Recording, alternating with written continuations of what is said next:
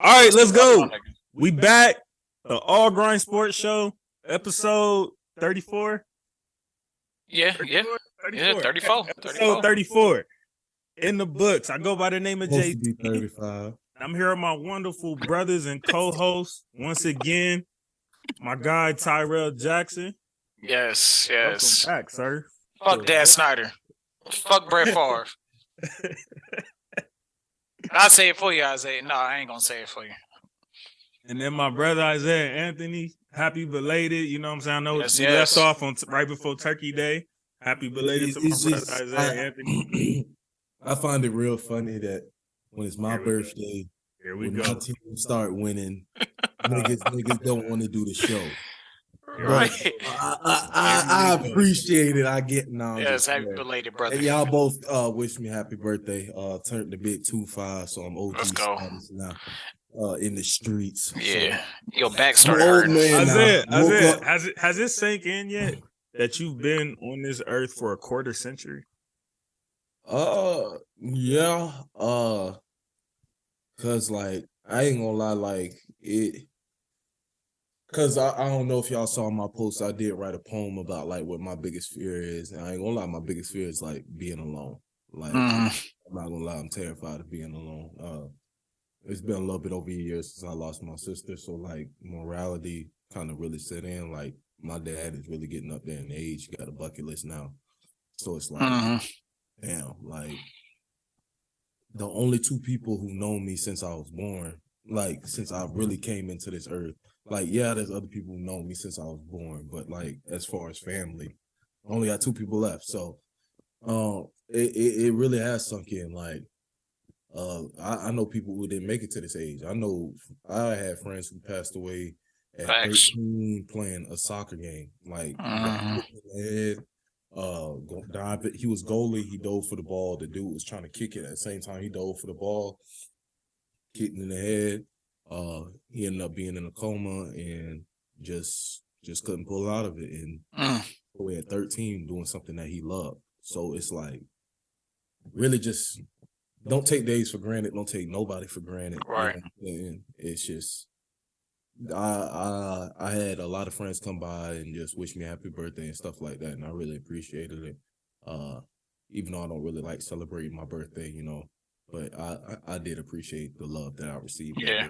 And it meant a lot to me. So, and it's crazy that you bring up the topic you just brought up about losing friends and stuff, because today is actually the birthday of one of my best friends that just passed away last year, also a little over a year ago, Bree Montgomery. She passed away to lupus, so rest in peace, Bree. Rest in peace to Isaiah's sister, because he was actually just telling me, like, if I'm not mistaken, not too long before that, Isaiah came on my other podcast and was actually just speaking about her and how close they were and all of that type of stuff. Yeah. What other podcast you got? I had a podcast before this. It was like more okay. culture based. And Isaiah, that's actually the first show me and Isaiah. The picture. Okay. I ain't put 3 and 3 together. Yeah, I plan on back at some point, but I'll talk to y'all about that later. So to y'all two particularly, all right. And this for anybody listening to this that's going through death or anything like that. I know it's cliche. I know it's more easier said than done, but it's really just like, remember the time that you had with them. Remember that the legacy that they left. You know what I'm saying? It's hard to not mourn them, but when you realize, like, I had this much time to spend with them, this much time to learn and grow with them, like, this was God's time that he allowed me to have with them. And sometimes I did take advantage of it, but at the end of the day, they never took advantage of me, and they helped me grow and everything like that. So that's why it'd be tough, because it's like, damn, I wish they were still here. But it's like God called them home. And I'm not trying to get too religious, because for some people who don't believe in it, just be respectful, but God called them home, but God put them in your lives for you to continue not only remember their legacy, but live through their legacy. You know what I'm saying? Like, I keep it a buck with y'all, and I ain't say nothing to y'all, but I lost my aunt, my granny, and my grandfather. All right. 3 people I've known since I was, and this is on my step family side, but 3 people I've known since I was 3 years old, I lost them all within 8 months of this year. All, you know what I'm saying? And it's just remember their legacy, remembering who they was, remember what they stood for, remember what they did for you. You know what I'm saying? This coming from somebody that, quote unquote, I was in blood. You know what I'm saying? But they treated me as blood. Like my granddad was the only grandfather I knew. You know what I'm saying? My other 2 biological grandfathers, one lived in Savannah, the other one, fuck him. And they both passed away. You know what I'm saying? But the one on my dad's side, fuck him. Like, wholeheartedly fuck him. You know, but that's the only grandfather I knew. And, you know, one of the last conversations he had with me, and to go back to what you were saying, Isaiah, one of the last conversations he had with me before, you know, he got into his mind state because he had the dementia and stuff like that, it was his 90th birthday party. And he just looked at me. He was like, I don't even know who half of these people are in my basement right now. But he was like, everybody here for me. And you know what? That just shows that you don't take advantage of anybody. You know what I'm saying? Everybody. 90 a special number. Yeah. And he lived till he was 94.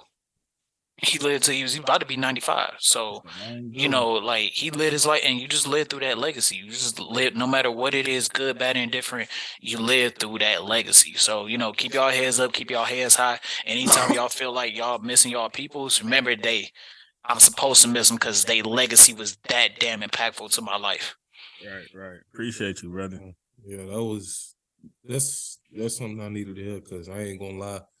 Like, being home, like, people think like, oh, it's easier because you home. Like, I ain't gonna lie, it make it 10. No, it's certainly harder because it's right in the heart of where everything was. No, but so just I find myself at times like just sitting there, and I'll just be like, I can't even get happy. Like, yeah. Like, it just be hard. Like, I'll be there with my niece, and I can't even get happy. And I just be sitting there like, bro, something wrong with me? Like, nah, you miss your sister, but look, I'm gonna tell you this right now. If your sister was here, you know she'd be telling you get your shit together. You know what I'm saying? And you gotta, and anytime you start to feel like that, just remember your sister is right there watching you, like, hey, it's okay. I'm gonna heal you. I'm gonna touch you right here. You cool. You know what I'm saying? Continue to live through your sister's legacy. You cool to feel that way. I ain't saying you ain't cool to feel that way. You absolutely deserve to feel that way, bro. You know what I'm saying? But anytime you feel like that, pray to God, be like, hey, yo, give me guidance, give me peace. You know what I'm saying? Sis, I love you. What talk to me right now. You know what I'm saying? And that's been like the biggest improvement, like, that I've been going through this year, is just having that self-love, having that self-peace. Nothing's gonna steal my peace. Nothing's gonna steal my joy. You know, no matter what I'm going through, God has woken me up. God has left the people he placed in my life, both past and present, you know, whether they were going on to be with him or not, you know, he placed them in my life for a reason. There was a plan behind every single thing. And when you start to remember that and start to realize, like, my sister gave me so much joy, my sister gave me so much love, you can live that through. You can let that shine through. Your sister can still shine through you and go straight to your niece, bro. And when your niece start to see that, not only is your niece gonna get the legacy of you, but she gonna inadvertently get the legacy of your sister. You get what I'm saying? So keep your head high, King. Keep your head high. Keep your joy. Keep your peace. Don't do your damnedest not to let nothing destroy it. And anytime you feel weak, pray to God, look up to God, and talk to your sister, man. Because I'm telling you, she may not physically be here, but she's still with you spiritually. She's still with you emotionally. So when you feel like that, bro, talk to your sister. Talk to God. And it's going to make a big difference. And that legacy it's going to carry on, bro. It's going to carry on. Amen. All right. We can get to chewing each other's heads off and all that good shit. Yeah, Bake Show. The Bake Show. Oh, damn. Should we? Yeah. Should we talk Yeah, about that? let's talk about it. We'll say that. We'll say that for when we get to the Niners. We'll say that when we get to the Niners. Oh man, don't avoid it. What I couldn't wait to get to, which has been the main thing everybody been talking about. Oh, the Cavs whipping the Lakers' ass last night. Look, man. The Cavs did what AD was finna do to y'all, all right? I know y'all was on y'all knees thanking God when he went out to flu like symptom. Okay?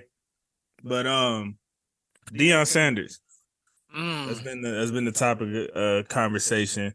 that he left Jackson State after his 3-year tenure was up to go to Colorado. That's been a very mixed conversation in all the sports media. So I'll just kind of, I guess, bounce off to y'all for the most part, but I'll just say I'm in a weird place. Like I agree and disagree with him. It's like I can understand why he did it type spit, but wish he wouldn't have. You know what I'm saying? Just for my own selfish reasons. But as far as with him and his family and his legacy and all of that, I can definitely see why you would leave your job to get paid 10 times more than what you was making. So I'll pretty much leave it at that and just let y'all get y'all spit off and go off of y'all. Isaiah, you want to go first or you want me to go first? You go first, brother. All right. So I kind of felt that way at first about Deion leaving. I was like, dang, why would you leave Jackson State to go to Colorado? I kind of thought that at first. But you know what?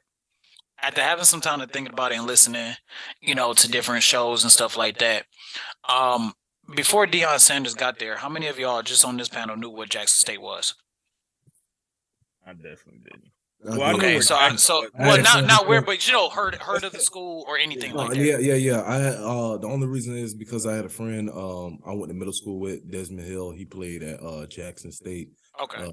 Like in 2014, 2015, 2016-ish area. Around that time, yeah. Around that time.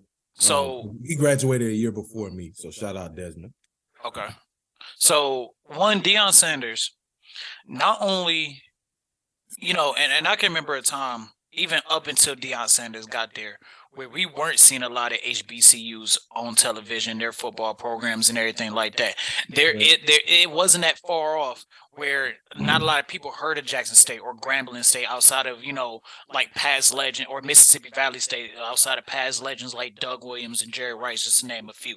You know what I'm saying? Deion Sanders got there and changed the entire culture, not just for Jackson State. Now, Jackson State got it directly, but HBCU college football programs as a whole. I don't remember the last time I seen an HBCU up in one of these quote unquote advertised bowls and actually be favored to win like Jackson State was. I don't remember a time seeing HBCUs being featured on ESPN and Fox Sports prior to Deion Sanders getting there. Yes, he got there off of name recognition and he actually did something. Do you know Jackson State actually had the second most uniform different variations behind Oregon University throughout the entire college football landscape? Not to mention that when Jackson State was struggling to sit back and struggling to rebuild their facilities, Deion Sanders gave up his own money to cover the rest of the cost. Deion Sanders did way more for Jackson State than what he was supposed to do, what he should have done. He did everything and then some for Jackson State, and all of HBCU got the benefit and got to reap the benefits off of what Deion Sanders did for Jackson State. Now we seeing Jackson State and Grambling State and Mississippi State. Real quick, I don't want to cut you off, but I do just want to intervene a little bit because, to be honest, I don't think there's any black person or, anybody who would disagree with every point that you just made. I think what the main issue was of what he was claiming he wanted to do and all of that talk that he was saying he was going to do for them and HBCUs in general, when it now is looking more so like you just did this to more so segue and elevate yourself to a level that you had clearly been trying to do long before you got involved. Which everybody saw that through. Right. But here's another thing I got to ask you, JC. And this is a great point Shannon Sharp brought up. And I was like, this is true. How many HBCU coaches get an opportunity like this in the first place?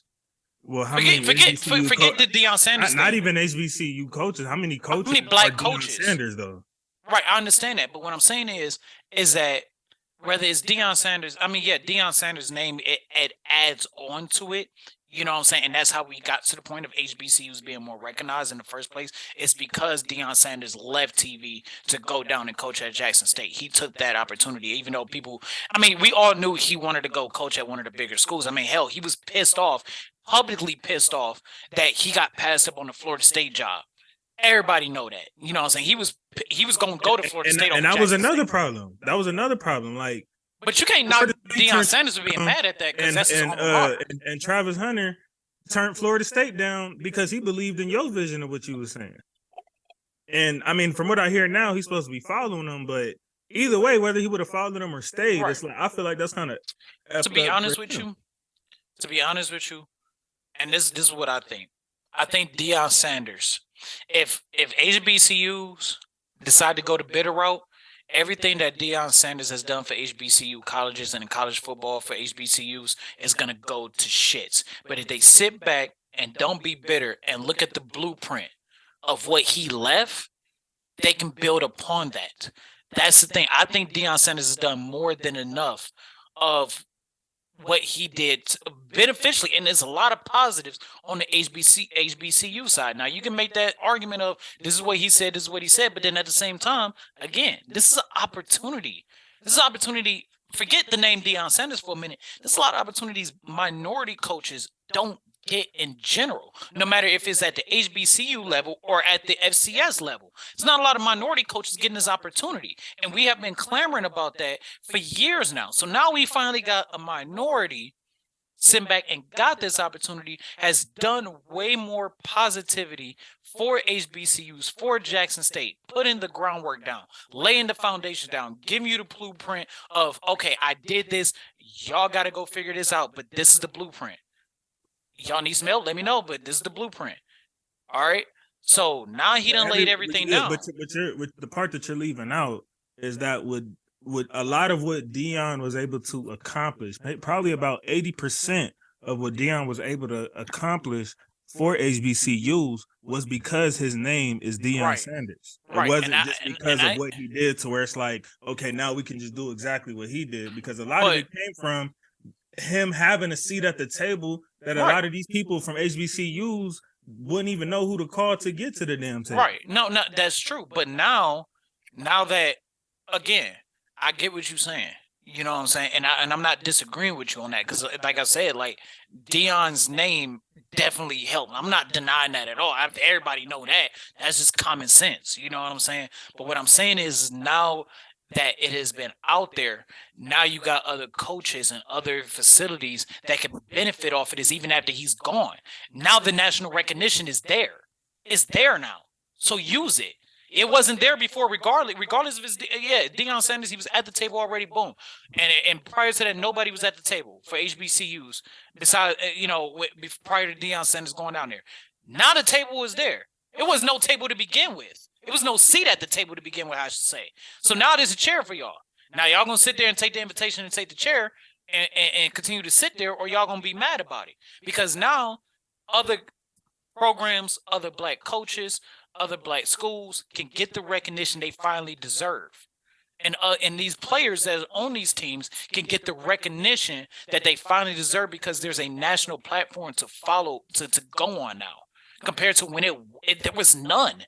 There was none prior to. I didn't even know Deion Sanders was the head coach at Jackson State till I saw a clip on Twitter 2 years ago. So it's like, no, I do remember when he took that job on. That's why I remember so much of his verbiage of how much he was talking about what he wanted to do and talking to these high-end recruits, 5-star recruits about like, y'all need to do this more and help contribute to this more and all of that, going to their living rooms and like the whole nine, talking about how he wants to change the stigma and he wants this to be something to pretty much go on for a very long time, when now it's coming off as you was just using this to segue yourself into an opportunity. And that doesn't take away from what he's done. It's just, you came and said that. It's not like you came and said, like, I'm coming to, I'm just coming here to, do my job and be, beneficial, while I'm here. I mean, obviously you're not going to say you're going to leave if the opportunity presents itself, but you're just going to be all in with what you're doing. You're not going to talk about pretty much 10 years from now what you plan to do. And like you were making it seem like you took a job that was like basically nothing for your standards. You didn't need the money that you was getting, right? So that would imply to me that you're doing something that's past money. Yeah, that's how that would come off. And I think it did come off as that. And then when opportunity presented itself, he did what any other human being on this planet would do. I don't care what nobody say or how pro-black you act and none of that. Ain't nobody here turning down a job that's gonna pay you more in 1 year than you made a quarter of in your whole 3 years somewhere else. Like nobody's gonna do that. It's just a matter of the verbiage and the intention that he claimed he gave. And I feel like, you know, in a way, it's like you were trying to send that message like, okay, I want you guys to go more to HBCUs. But if you talk to a recruit now and they talk about going to an HBCU over, you know, where you at on the bigger stage, but not HBCU level, you're gonna deter them from going to the HBCU route now because you on the other side type stuff. Right. I mean, and then again, that it goes back to me is just HBCUs have an opportunity more than ever to take advantage of it. If they don't take advantage of this and they get bitter on what he said 3 years ago, and exactly your point exactly, and they hang on to that, everything that Deion Sanders did is going to be null and void, and it's really going to make them look bad. That's easier said than done, though. Like obviously, they're going to seize as much as they can. They're going to seize the opportunity. Now you know how. But I don't think Jamel Hill said it best. Like I don't think people really understand how underhanded and lack of resources HBCUs have compared to all these other big schools, Power 5 schools and shit like that. You're absolutely correct. But first things first. Let's get this out the way. I'm gonna take an all grind screen share moment. Oh. Ladies and gentlemen, what does that say? I'd be a fool not to entertain Power 5 coaching. When is that dated? October 17th of this year. 2022. Okay. I seen that. I think I seen that video though. That's an old video. That's an old clip, right? Yeah. So, he was on He was on 60 Minutes, and he said, "I'd be a fool not to." When they asked him, "Would you entertain Power 5 comp?" And to be fair, he's always been public about it. Well, yeah, I'm saying he's always been public. I said anybody would, you know what I'm saying? Like anybody would be a fool not to. That's real shit. Now, I do agree with the whole like you could have stayed and flipped the whole system on its head, but at the same time, Deion would still need help with doing that. Not all ESPN top 300 kids can go to Jackson State. It's just not happening. With NILs and all this stuff going on, it's not happening. Like, let's just be for real. That's a whole nother conversation, but I'll leave that alone.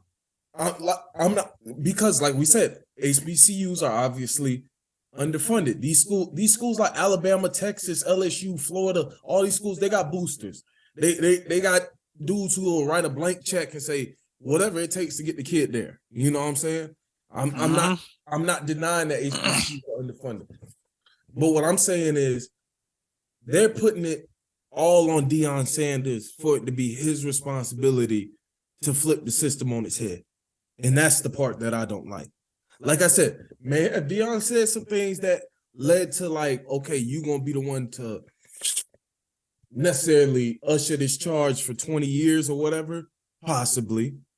But at the same time, the people who are out there talking, majority of y'all, personally, didn't even go to Jackson State. Let's get that out the way. Let's get that out the way. That's first.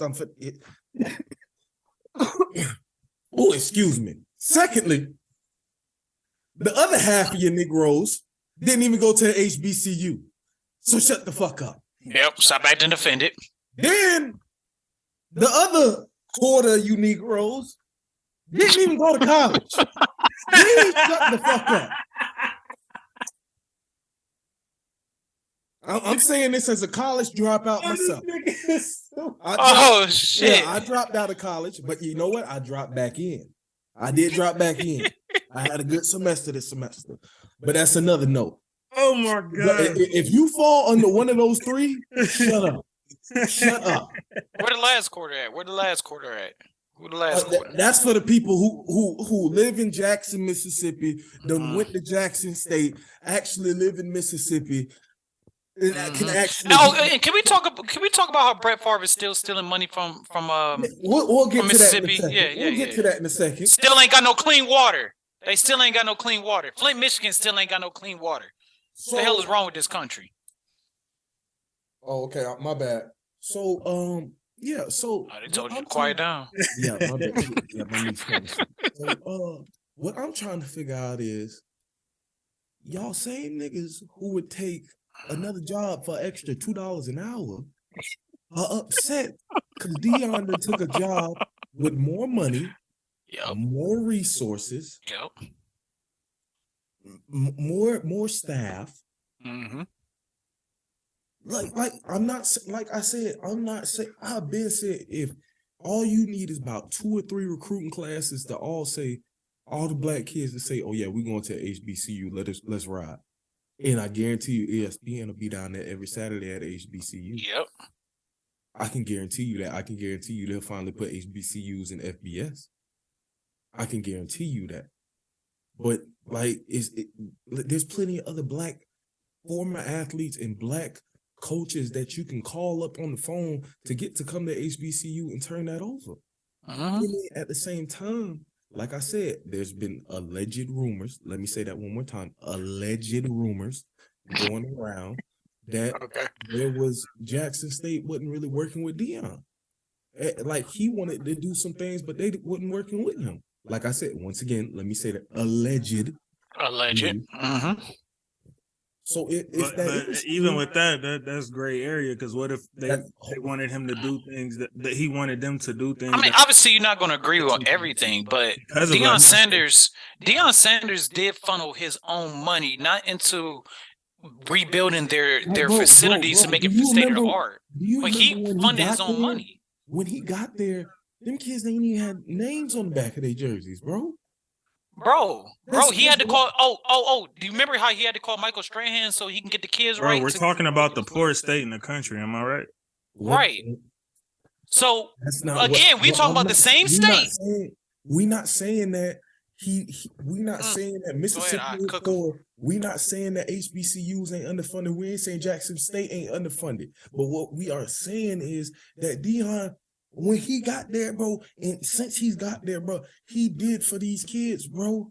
Like, do you understand what he changed the culture? Do you understand what it feels like for people's parents and grandparents, uncles and aunties to say, that's my son, that's my nephew, that's my grandson, that's my cousin on TV playing football at Jackson State. That's what I'm saying, bro. When the last time you seen Jackson or HBCU in a Capital One Bowl? That's what I'm saying. Bro, I'm not saying that, like I said, I'm not saying that he didn't possibly say things that alluded to him staying there for longer than 3 years. But he did also let you know that he was going to entertain Power 5 conference schools. And like I said, I do not fault him for leaving for a better opportunity. And that doesn't mean that he was going to completely turn his back on Jackson State now that he don't want to Colorado. How you know he might not still be doing things in the community?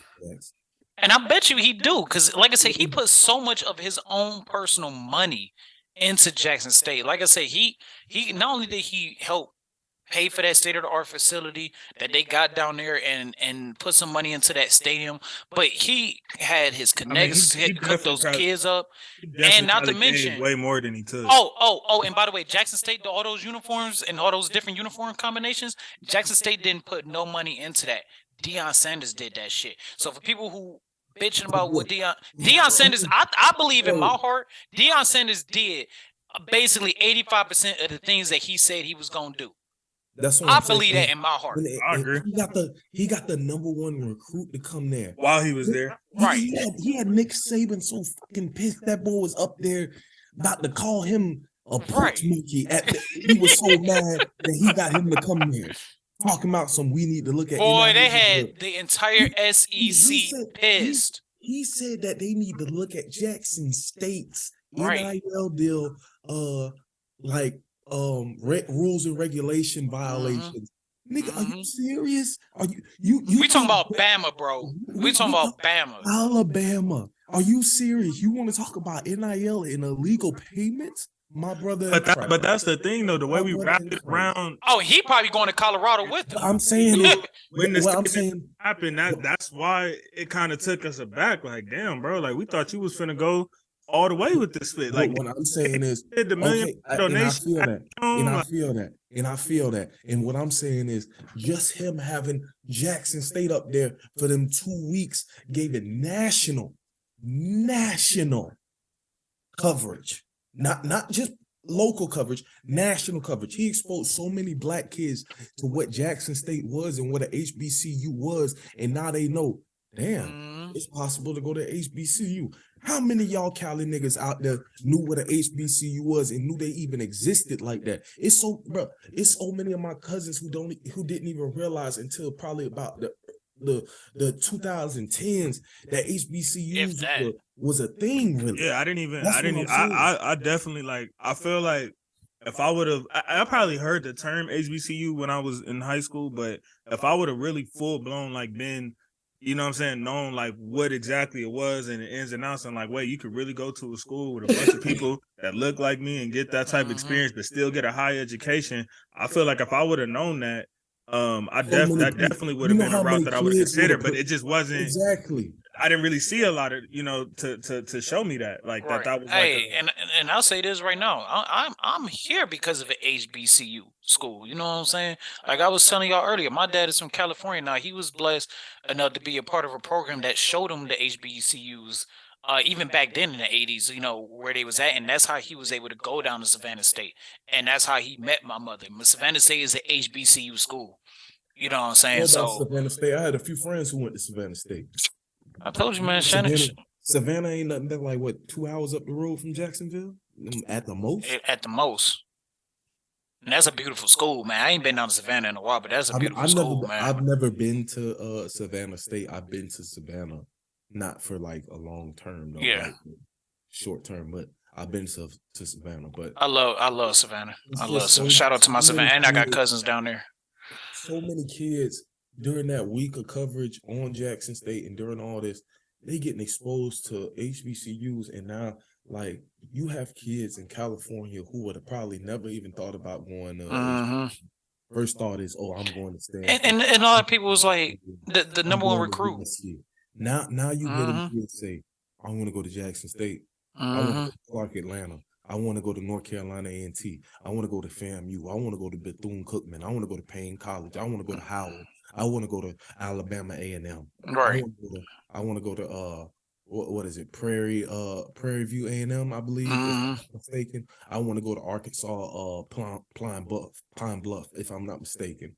Because I know I'm mixing up some of the names, but you know what I'm saying. Yeah, There's yeah. so many HBCUs out there that you can go to. And not nobody don't want to go to Grambling State though. Nobody want to go there.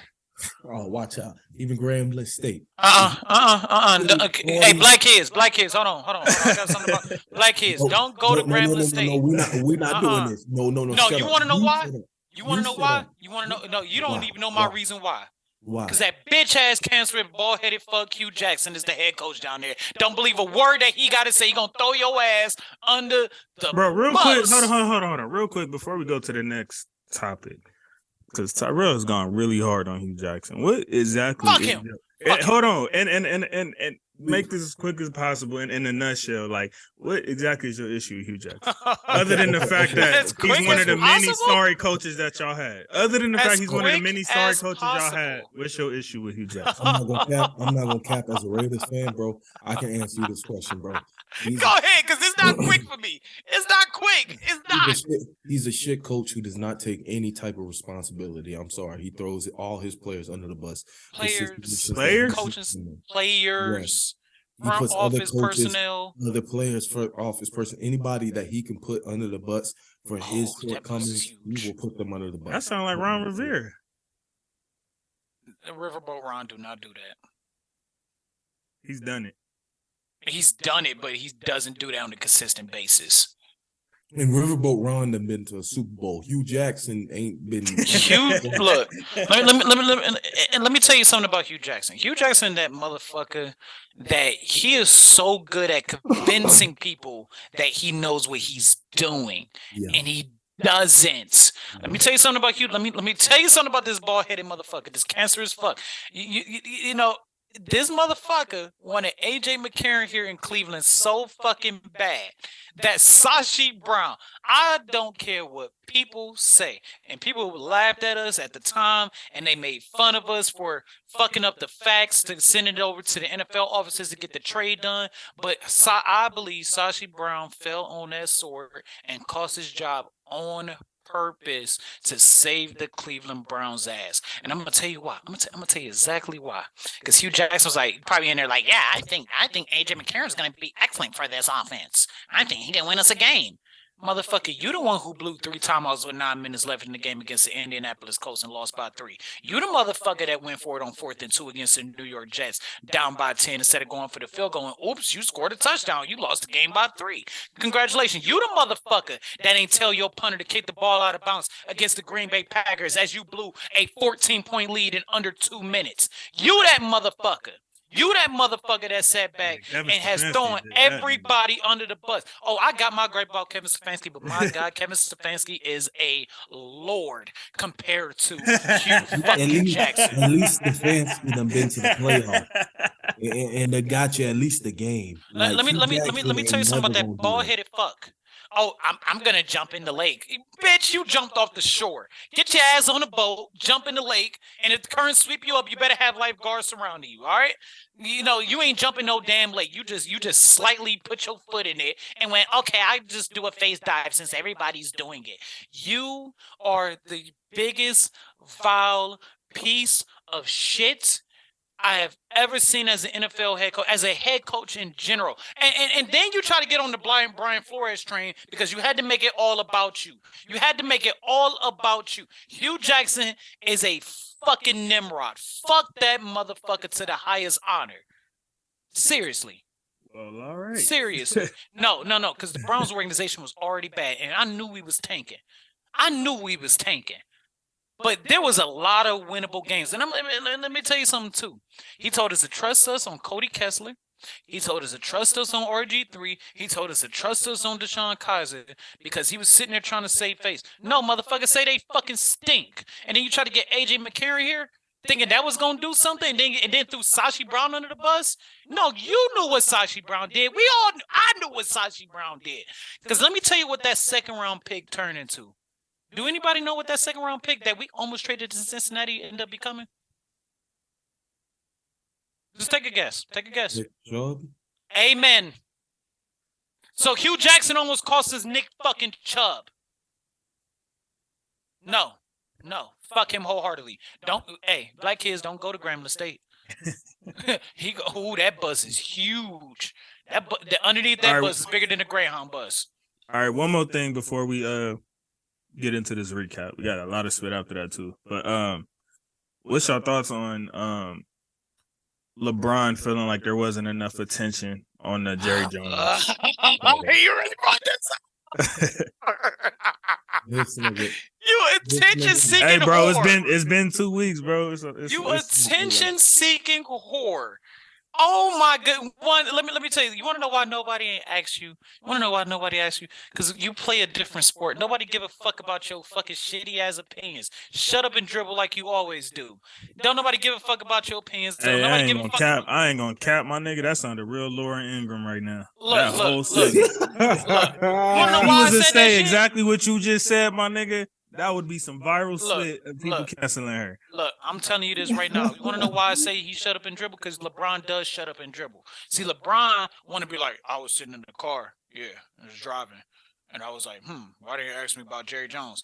You know what? But you can't talk about that damn principal at your school slapping that student so damn hard it busted his lip wide open. Oh, you know how to shut up and dribble then. Oh, when it come to China, you know how to shut up and dribble.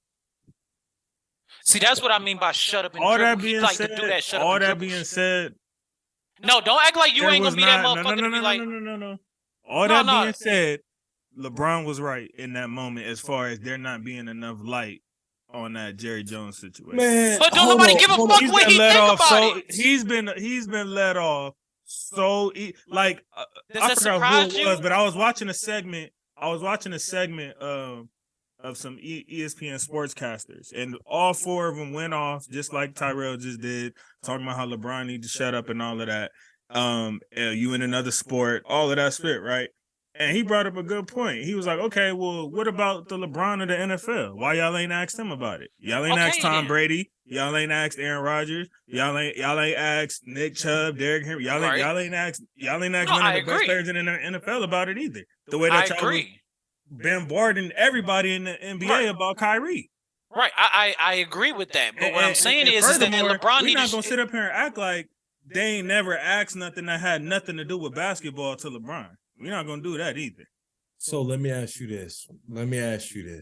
You really looked at Jerry motherfucking Jones, and thought to yourself, that boy ain't got not one racist bone in his body. Everybody do. No. Look at how the Dallas Cowboys are structured. Well, I think Jerry Jones even hired a black coach? I'm gonna tell you what pisses me off, though, Isaiah. I'm gonna tell you what pisses me off.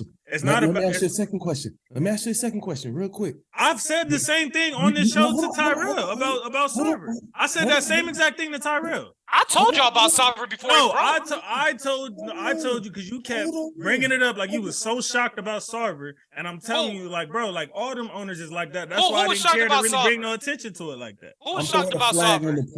Hold on. So y'all remember Colin Kaepernick? We all remember when Colin Kaepernick took a knee, and then other players started to follow suit and took a knee.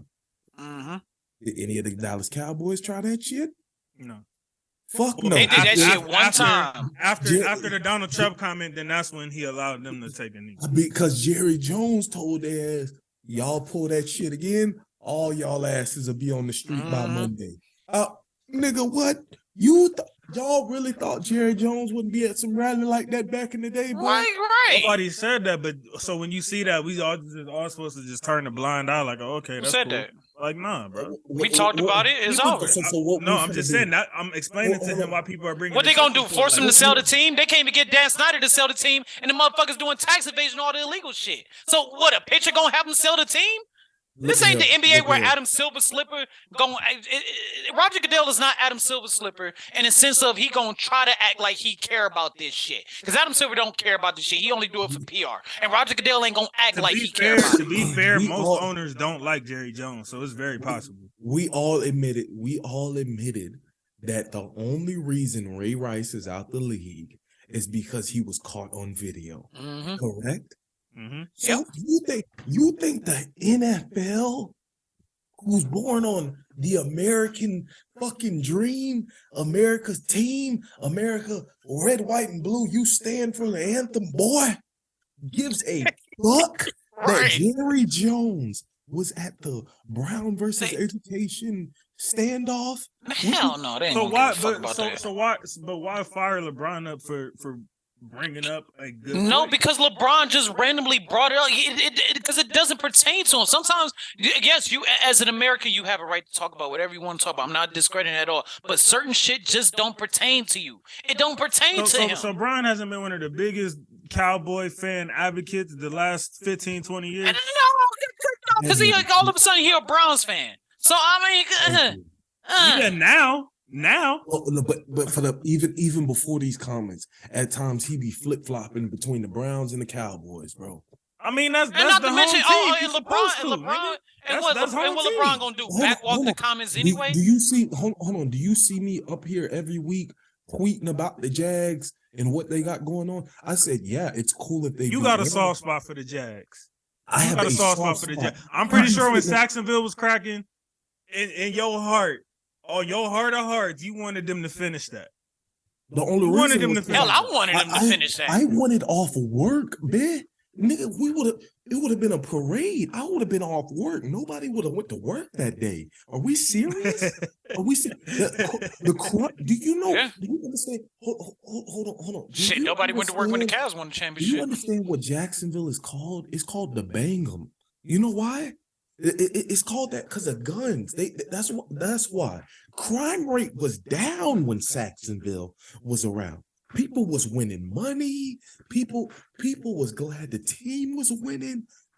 It was hardly any murders on Sundays. Are we serious? That's why I had a soft spot for the Jags. I could think go about the Jags outside. win. Hey, I ain't I gonna could shoot go you today. outside. You are and a the Jaguars were Jacksonville winning. boy. Right now, Jacksonville boy. do you think I'm outside on a Sunday?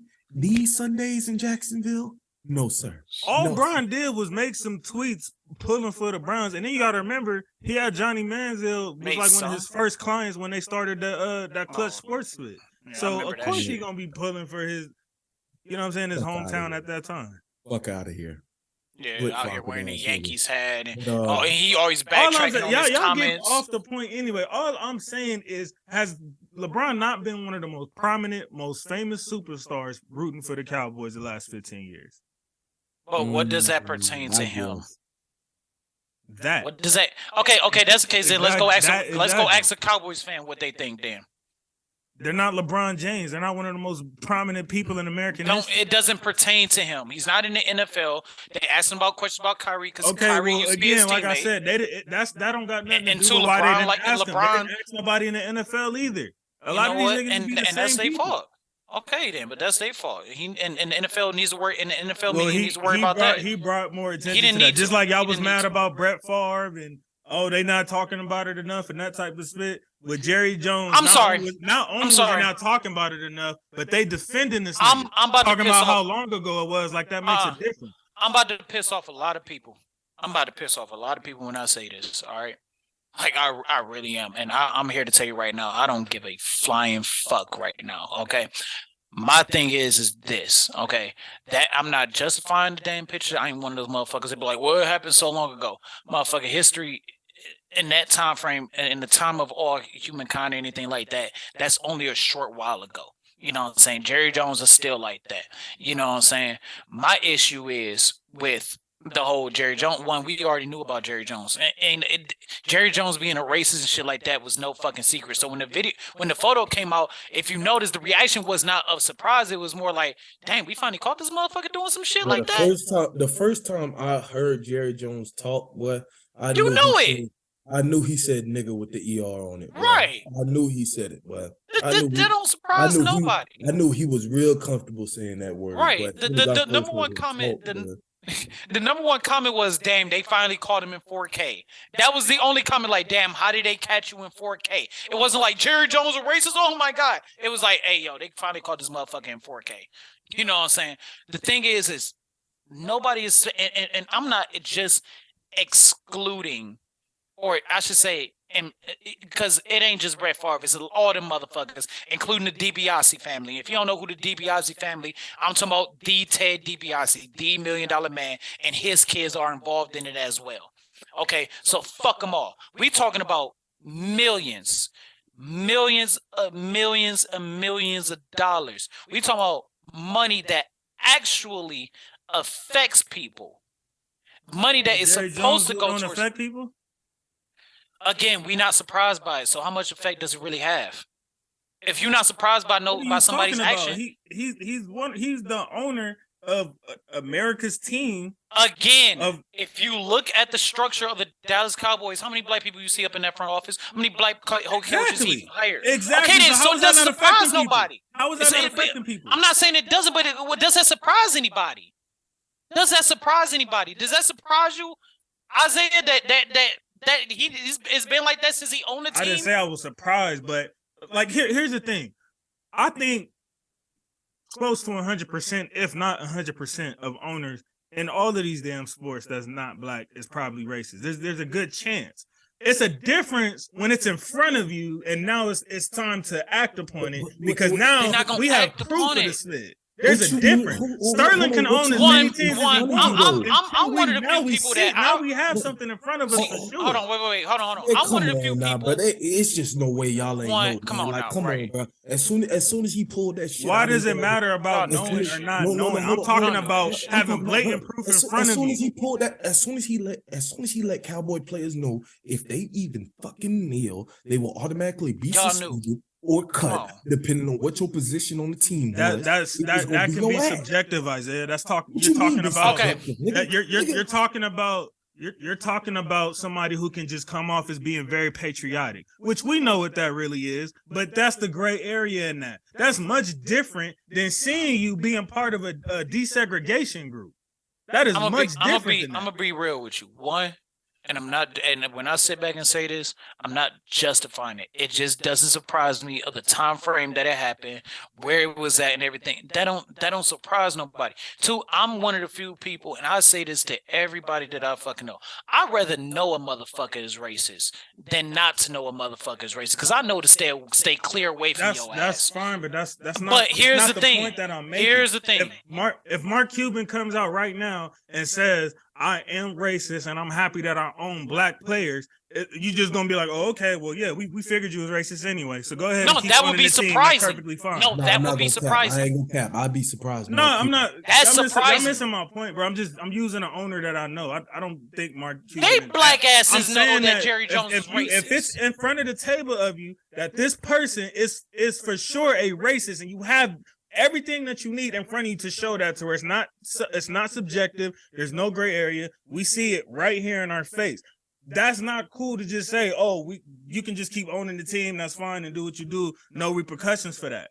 Even though we know probably all of them are. But once it's in front of us and we know, that's the time to act upon that. Who said it was okay?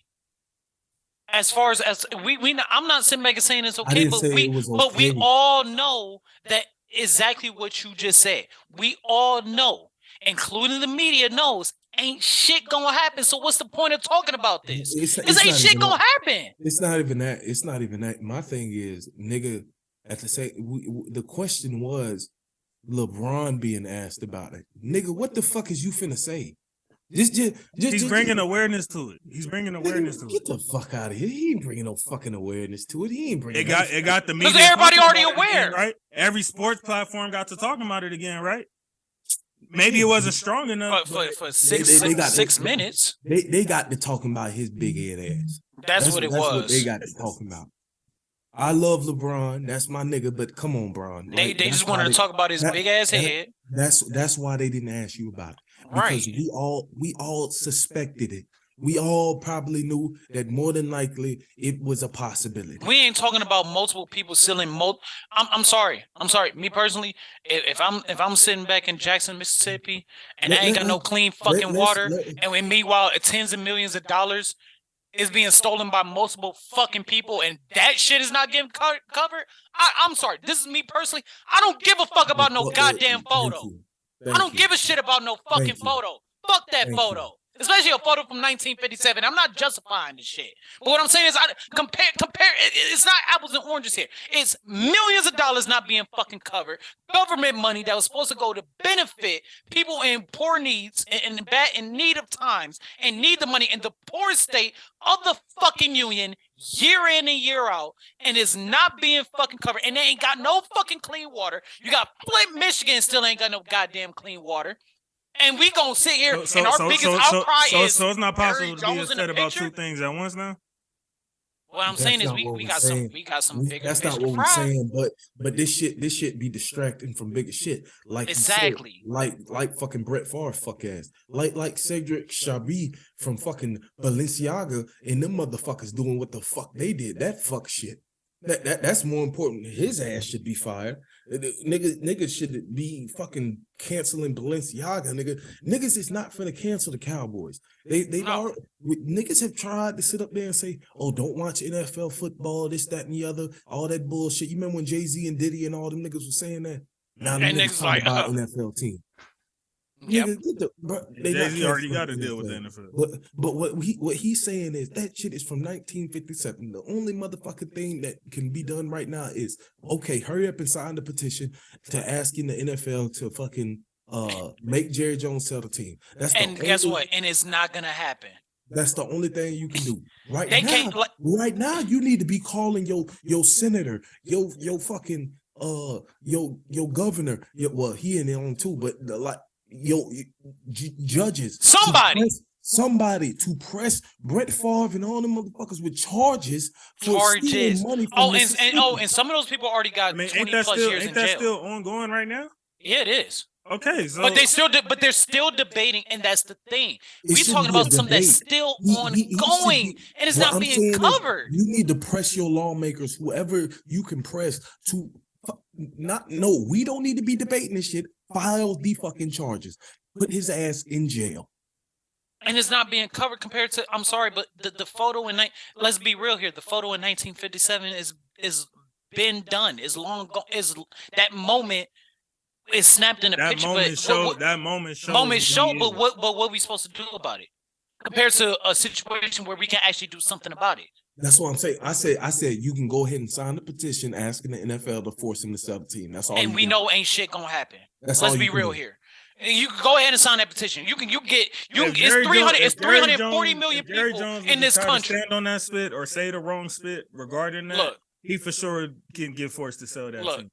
There's 340 million people in this country. But none of us can force him to sell the team. The only people hold on. But somebody of LeBron's magnitude can bring more awareness to it to get more people talking about the split to where and get people to, and that's the thing, people weren't talking about. People were talking about how LeBron is talking about it. What we're saying is, like I said, and once again, at the end of the day, what you can do is sign a petition, send that shit to Roger Goodell, and at the end of the day, Roger Goodell has the final say on whether he can own the team. He's not about to do that. He's not. Well, he can put it in motion because the owners have to agree with it. Well, yes, and they're not going to agree with it. But no, they're not. Because Jerry Jones is the most influential owner in the league. Yeah, and none of them niggas like him. And they still go to his ass about advice. But even so, they don't like his ass.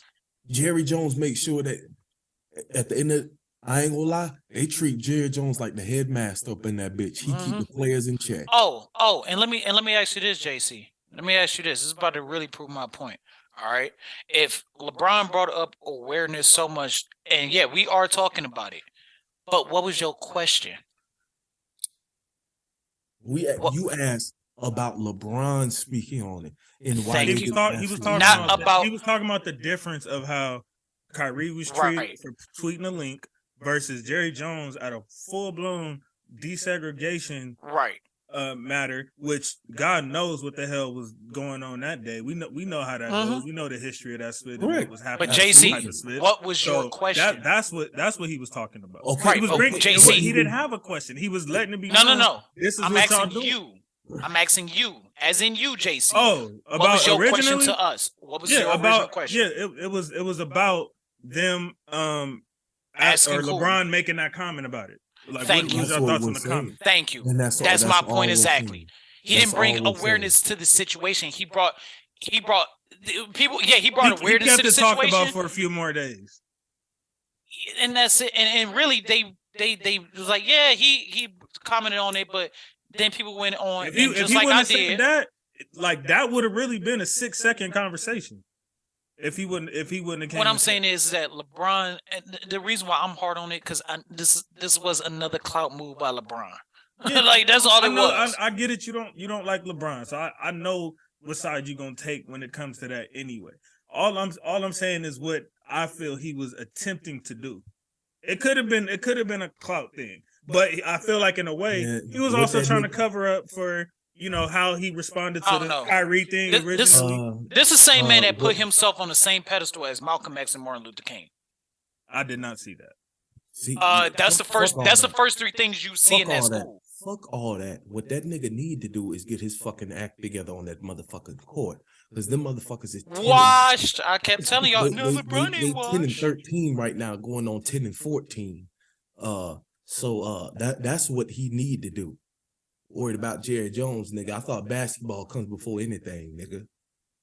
Show me that. Go get a bucket, nigga. Fuck you talking about? All right, let's finally go. Let's finally go week 1. Let's try to knock this out. I mean, fuck week Balenciaga, 1. Nigga. Game 1. Bills and Patriots, Thursday Night Football. Snore next. You're supposed to be going through this quick. Snore. I don't know what happened in that game, but I heard the Patriots lost. So the best thing that happened in that game was Kurt Herbstreit and Al Michaels shitting on the fact that they got to show up to these Thursday night games. That's the best thing that happened. Next. Well, alrighty then. I mean, he ain't lying. I do appreciate the Bills beating the Patriots. We sitting at 5-7. Motherfuckers want to start winning now. After I start hoping for draft picks and shit. You start looking forward to. You like, all right, we can get a top 3. We going to Cancun. Yeah, we going to Cancun. And then you like, wait, hold up a minute. These niggas trying to make a run. All right, Rodgers versus Rodgers. Packers and Bears. Oh. I'm not apologizing for no matter shit. how bad the Packers are, he still owns them niggas. Yep, and I'm not apologizing to Justin Fields for shit. Why not? Cause well. I ain't gonna lie, that game he did not play that well. Not only that, but him in clutch situations, he's god awful. He's god awful in clutch situations. Bro, you think Fields is doing what he's supposed to do right now? He's supposed to ball until out it's time to win the lose game. the game. Hold on, time out. Until it's time to win the game. Tyrell, I'm not disagreeing with you there, but at the same time, the situation that he has been put in, he I'm not knocking it. He can't really be great in clutch situations. He ain't got nobody else to be great. Yeah, so he can be great. He can be great for 58 minutes though, right? Tyrell, he needs to get another weapon next year. Why would he sit there and try to win all these meaningless games like that? Hold on, pause, nigga. Another weapon? You mean a weapon? A weapon. And you need an offensive line. Right. I'm not saying I don't feel bad. He needs a weapon. I'm not apologizing. I'm just not apologizing. I'm just not. I will give him his credit for, it seemed like something finally clicked to him. So I will give him that credit, but it's just. I'm still not sold on him for real. I just feel like it's a little hot streak. Has it in the air now his head, if he's the best player from that draft officially. You want to know what clicked in Justin Fields' head that day? What finally clicked in his head? He said, "I can run the ball." He said, "Fuck them niggas, dig ass. I'm finna run this bitch." And wait a minute, I'm about top 2 fastest player on the fucking field most Sundays. Oh shit, let's get busy. Mm-hmm. Once he realized he's capable of running on this level, it was a wrap. Once he gave up on them niggas, once he said, and when y'all gonna give me my credit on Christian Watson? On who? When y'all gonna give me my credit on Watson? Packers. To be fair, everybody was high on him after he had that good fantasy game. Time out. Fuck that. That nigga want us to apologize to him for that shit, but he want to apologize to Justin Fields. No! Get the fuck out of here. Watson changing the game. Nigga, how about you apologize to Justin Fields first, and then I'll think no apology. I give him okay, just so I can get my apology. I apologize, Justin Fields, just so I can get my apology. I'll give you my apology. I apologize for doubting you about Christian Watson. I told you. I said after that 2 touchdown game. Don't apologize for that. No, he thought that nigga had one good fantasy week, and then everybody and their mama started adding that nigga, and everybody was talking about he finna do this the rest of the season. I had said that. You wasn't talking about Watson. No, yes, I was. I said after that Dallas game. Isaiah, you heard this man mention Watson on this podcast one time before that fantasy week. I said after that. Hold on, wait. I said, you have to show me the clip, bro. Hey, I said, now it was during that fantasy week, but I said after that 2 touchdown performance he had against Dallas, I said Watson about to be the new number 1 in Green Bay. Nigga, everybody said that. That's my point. No, you denied me of that. Y'all said that was just one good game. I did. I'm talking about everybody. All of y'all said that was just one good game. Everybody was trying to add that nigga. Stormy was saying the same shit. I said ain't shit going on now. I said that. Yeah, I said everybody that too. said that shit. Stormy was like, I don't know, I'm gonna add him, but that nigga ain't finna be Adams or nothing. We'll see. That nigga Rodgers finally got a receiver. Okay, finally. About time. Wasn't the nigga dropping the ball all them first 6-7 games? Yeah. Like, so you get 3-4 games and all of a sudden the nigga's supposed to get an apology? Get the F out of here. He does get an apology. Yeah, give me my apology. You just don't want to apologize. Steelers and Falcons. Hold on, real quick. Fuck that game. Can we talk about how Jalen Ramsey got cooked by Travis Kelce? Can we talk about that? When we get to the game, nigga. Well, that was 2 weeks ago. That was we ain't talk about. That's why he didn't get on the podcast. Well, you know what? Well, I didn't watch. I know it was not your laptop. Our season is over, so I didn't watch that game. I was watching another game. Fair weather. I was watching another game. Lord. Bro, everybody's hurt. It wasn't this I watched the Seahawks game. Nigga, It's just I don't remember you what game called was on, me but there was fair a better weather? game on at the time. Nigga, it don't matter how ass that team is. I still tune in every Sunday. Nigga, if you're getting blown out, you still watching? If you're getting blown out?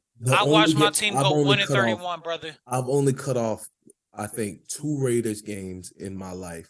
The one with Josh McDaniels just fucking showing his ass against the Saints. That was. I was about to say which time. Yeah, I would have turned that shit off. Bro, okay, so let me ask y'all something. I was just right now on my phone. And I said, I got to cut this shit on my off. phone right now. I was just watching the Lakers-Toronto game, right?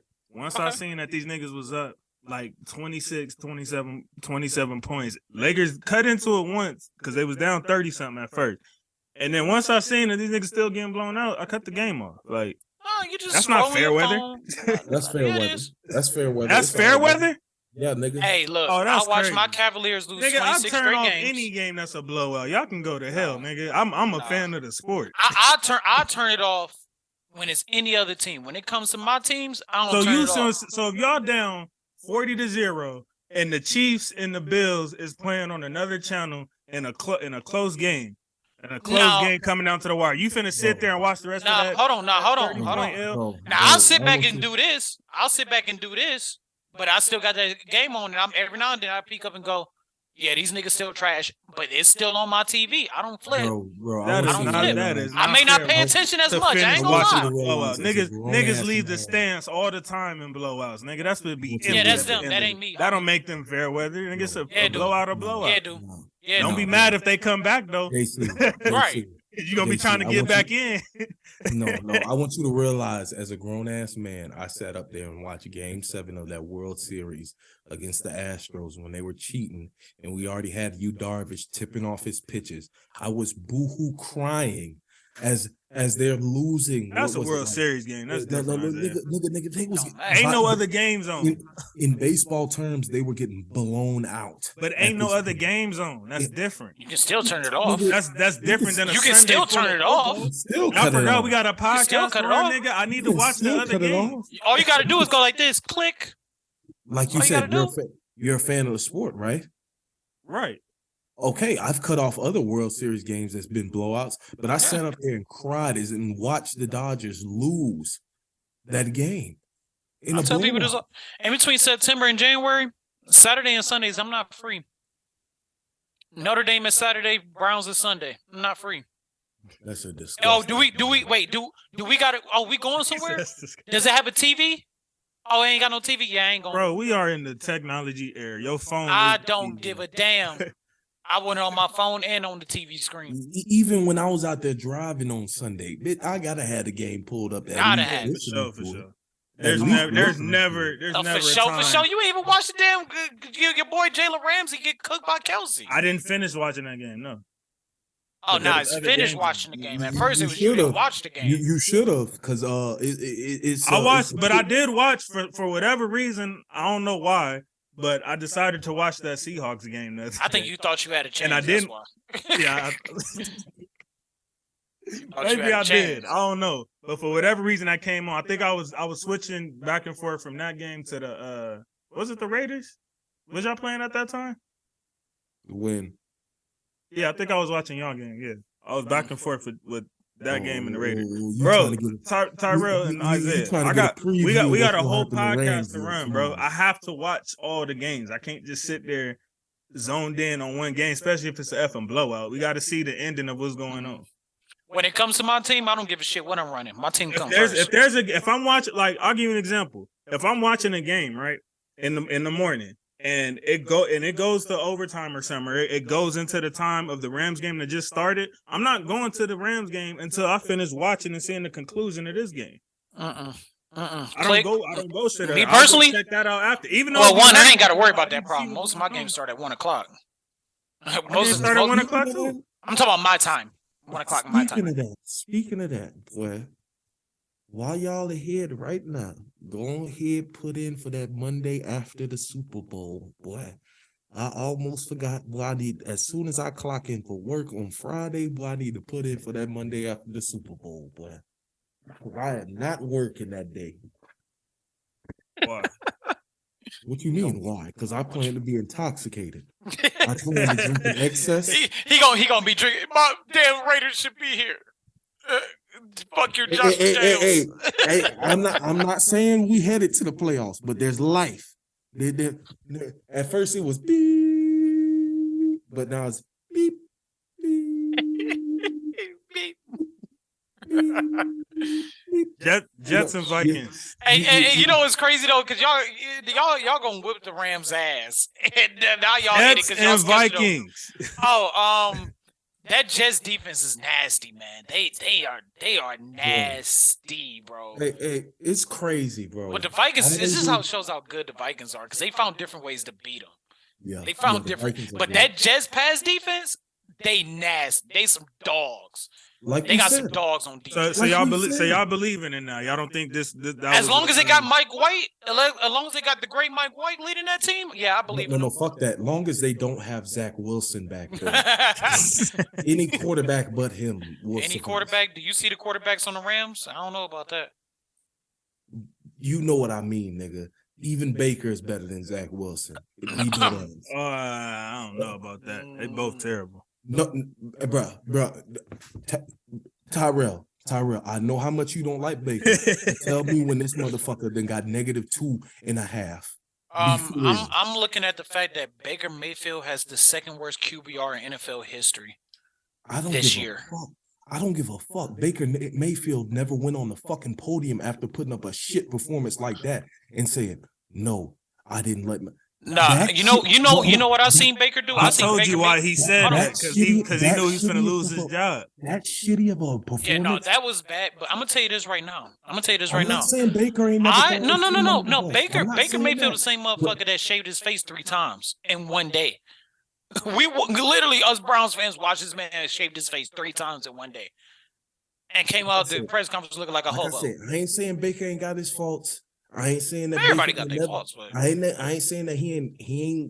I'm not saying that he's a great starting quarterback. I ain't saying that none of that shit. But I would definitely, if I had to pick between those two motherfuckers, and I'd rather go play quarterback myself. Mayfield, 100%. It's the same chance. You ain't got no arms. How about that? Neither do Baker. I'm gonna use my feet. Forget it. We doing arm punts out. I'm sorry. I'm taking Baker over Zach Wilson. I don't care. I ain't gonna front. I take Baker. You got to, bro. Yeah, I would. At this moment in time. Now, if I need somebody to fuck somebody else's mother, I know exactly who to call. If I need to figure out if I need to find out how to get a blowjob behind the Cheesecake Factory, I'm calling Baker Mayfield. Like, I'm gonna call. Hey, it ain't my fault. Did y'all see the back and forth with Jefferson and old boy? No, I did not. Did you see that photo I sent in the group chat? Oh, you must have been the one that sent it. Or was that you? Or was that? I don't know. I thought I seen that somewhere else. No, go look at that photo I sent in the group chat though. Who y'all think is in that bed with AB? Oh, no, I didn't look at that. Hey, bro, I thought you was talking about the Jefferson shit. This nigga. No, look at it, though, real quick. Look at it. Who that look like? This is why Motel 6 follows you. Of course. Shout out to Motel 6. They always leave the light on. Shout out to them. Y'all don't want to talk about Jags and Lions, right? I don't think I think... Boy, I think Lions looking up. The Lions got a chance at the playoffs right now, man. Hey, that was my sleeper team. They don't win. So I hope they do. They don't win 3 or 4 in a row, something like that. But Jamal Williams, 3 out of their last 4. Okay. Remember they lost that Buffalo game. You remember the only reason they got off track was when everybody started getting hurt. St. Brown got hurt, Swift got hurt, so they was missing weapons. Yeah, they got losing. Jameson Williams. Everybody back now. Yeah, Jameson Williams back. Yeah, they put up 40 in the league and rushing touchdowns. So they doing. Hey, how many people died on Sunday in Jacksonville? How many people died that day? Because I know a lot of motherfuckers got shot that day. Goddamn, y'all got dog walked in that game. I mean, it's just Jaguars finally went back to normal. That's all that is. Who is y'all? Them niggas. As in Jacksonville. Y'all, that's like your hometown, said, right? Y'all. You down there right now, right? So y'all. Until you go back to Vegas, y'all. All right, Titans and Eagles. Talk about another team that got dog walked. Oh my god! I was actually shocked because they got the Titans was, I thought they was got for real. Ass whooped. Hold on. They got their ass whooped so bad. But it shows how much they depend on him. Their general manager. If he don't have his regular game, they have nothing going. They got so the owner got so pissed off seeing AJ Brown go off in their ass that this motherfucker. Oh yeah, that was a revenge game. Yep. Can you imagine that game in Tennessee though? He probably would have scored 5 touchdowns in that game. Hey Isaiah, that was wild. AJ Brown fried them so bad that they said, "Nigga, you gotta go." Yeah. Nigga, you let this nigga walk, you got and then do this to us. That's the worst thing the NFL could have did was put them against the Titans and shit. Oh my! He did that shit on purpose. It was like, yeah, this the game right here. Yeah, this is it. But I got AJ on my fantasy team, so I was loving it. CJC, that goes to show you another GM. He was a GM who had a winning record. He never had a losing record since he been. This was a wild offseason though. I don't think we've ever seen that many. It's because of Christian Kirk. All pro status level receivers. Well, teams like because Christian Kirk jacked up the market that bad. They're like, hold on, this motherfucker getting 21 in the mill. If you notice, when Christian Kirk signed that contract, wide receivers and cornerbacks are getting the highest paid contracts in NFL history. Yeah. Like it was nothing. All them, any of them, every receiver one in the league at that moment said, "Oh yeah, nigga, if you ain't talking at least 20, nigga, like I'm hanging this phone up." No, he like you ain't talking 28. 20. Christian Kirk getting paid 21 and a half. That's when it goes levels to this. I know, but Christian Kirk getting paid 21 and a half, and look what season he having. Again, he not even having a 21.5 million for that season. Yeah, he having like maybe 15. I'd say 15, 14 million. I say about 10. The season he having. Not 21 and a half. Tyreek, AJ, Devontae, like, and them niggas is all them teams. Oh, but all the teams they came to, I know they happy right now because they all. He's been like him and Jacobs been like the only bright spot they got. Tyreek Hill done made Tua look like one of the top QBs in the league now when he was on the brink of not having a job. Y'all was just ready to give up on him easily. That's all that was. I'm still a Tua fan. No, I ain't gonna lie. I didn't believe in Tua. I did believe in Hurts, but I didn't think Tua was gonna do this. Like, well, I'll give Nick Saban a half apology. Bet you finally developed a quarterback too. Oh no, he got 2. He got 2. A few of them, really. Or you ain't giving him Hurts. You ain't giving him Hurts because Hurts was like that's half his collegiate career. No, because he benched Hurts. So Hurts became a better thrower at Oklahoma. We saw it as soon as he got to Oklahoma. He became a much better thrower. He was a great athlete. He was an average thrower at Alabama, but because their athletes were so much better than everybody else's, he didn't have to become that much better of a thrower. But at Oklahoma, he had to become a better thrower. So it's crazy, right? We going Browns and Texans. Oh, it's crazy because I thought what the Browns just did and how they just carried Deshaun Watson's return. This is what I thought they was gonna do for Present. All this year, but they gonna do it for Watson though. Hold on. Y'all go ahead. It's my turn once y'all go. How much did the Browns pay for that performance on Sunday? Hey, we ain't talking about it. Bro, I ain't seen a quarterback get carried like that and I don't know how long. It wasn't a single offensive touchdown, and they put up 27 points. Deshaun Watson gave his best Russell Wilson impersonation. I'm not gonna say that. I am not gonna say that. That man ain't played in 700 days. That man ain't played in 700 days. I don't give a fuck, nigga. We saw that shit during preseason. Everybody was like, "What?" Nigga, even at that time, when's the last time he played? Nigga, preseason. Like, come on, nigga. Of course he gonna have a few games like that. You said it. What are you talking about? You said it on the prediction episode. Nigga, Nigga, preseason is a dress rehearsal. You thought this nigga was gonna come out gunning 300 yards, 2 touchdowns, no interceptions, 50 rushing yards? Get the F out of here, Isaiah. Hold on. Did anybody say I expected that from him? When did I say that? You'll take him over Derek Carr right now, nigga. Stop playing. No, I would not. You would take him over Derek Carr right now. That nigga needs some games up under his belt. He needs some games up under his belt. Man, you ain't gonna get him, nigga. If that's what you waiting on. He looking mad rusty. The Browns is being patient right now. Yeah, let them be patient, nigga, because they ain't going nowhere with him playing like that. But in turn. Ways, this is what I meant, Isaiah and Storm and Norman. This is what I meant when I said the Browns have enough talent to where they can carry Brissett. This is what I expect. And what did we try to tell you is, firstly, one, Brissett ain't that guy. Watson played worse on Sunday than Brissett has all season. Yeah, because them niggas was booted up for Watson. That's why. They ain't get booted up like that for Brissett. Hey, man, if I walked into the defensive locker room, man, and they tell me we got Jacoby Brissett starting today, I'm like, man, I ain't trying to play for real, man. I ain't trying to play for that nigga, man. You tell me we got Deshaun Watson starting. Oh, let's ride. F you, nigga. They love Brissett. Nigga, shut up. They like Brissett, nigga. You tell me you got Deshaun Watson back there ready to start, nigga. I'm ready to ride. Let's go. Is it my turn? Let's hit the hole, baby. Bro, you can't tell us we could talk first and then keep asking us, is it your turn, nigga? I'm waiting. I'm just asking, is it my turn? I'm got patiently something to waiting. complain about. Nobody want to hear your negativity right now. Your Browns played a great game overall. It's just Watson's rust showed how important a quarterback is, I presume, because Chubb did good. Kareem Hunt did good. You know what I'm saying? It was a well-balanced game. The defense did great. Special teams was great. Yeah, what was you looking like that for? You watch every game? Like that for? You watch how many games do you watch? What do you ain't watch this game like that for? Is it my turn? Is it my turn? So yes. All right, let's go. It's my turn. All right, here we go. All right, now as much Chubb and Hunt do, you know I love my Chubb and I love Hunt, but no, they ain't have a good game. And that's nothing against them. Chubb didn't have a good game compared to what Chubb can do.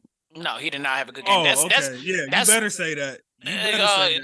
Come on now. Josh Jacobs had a good game.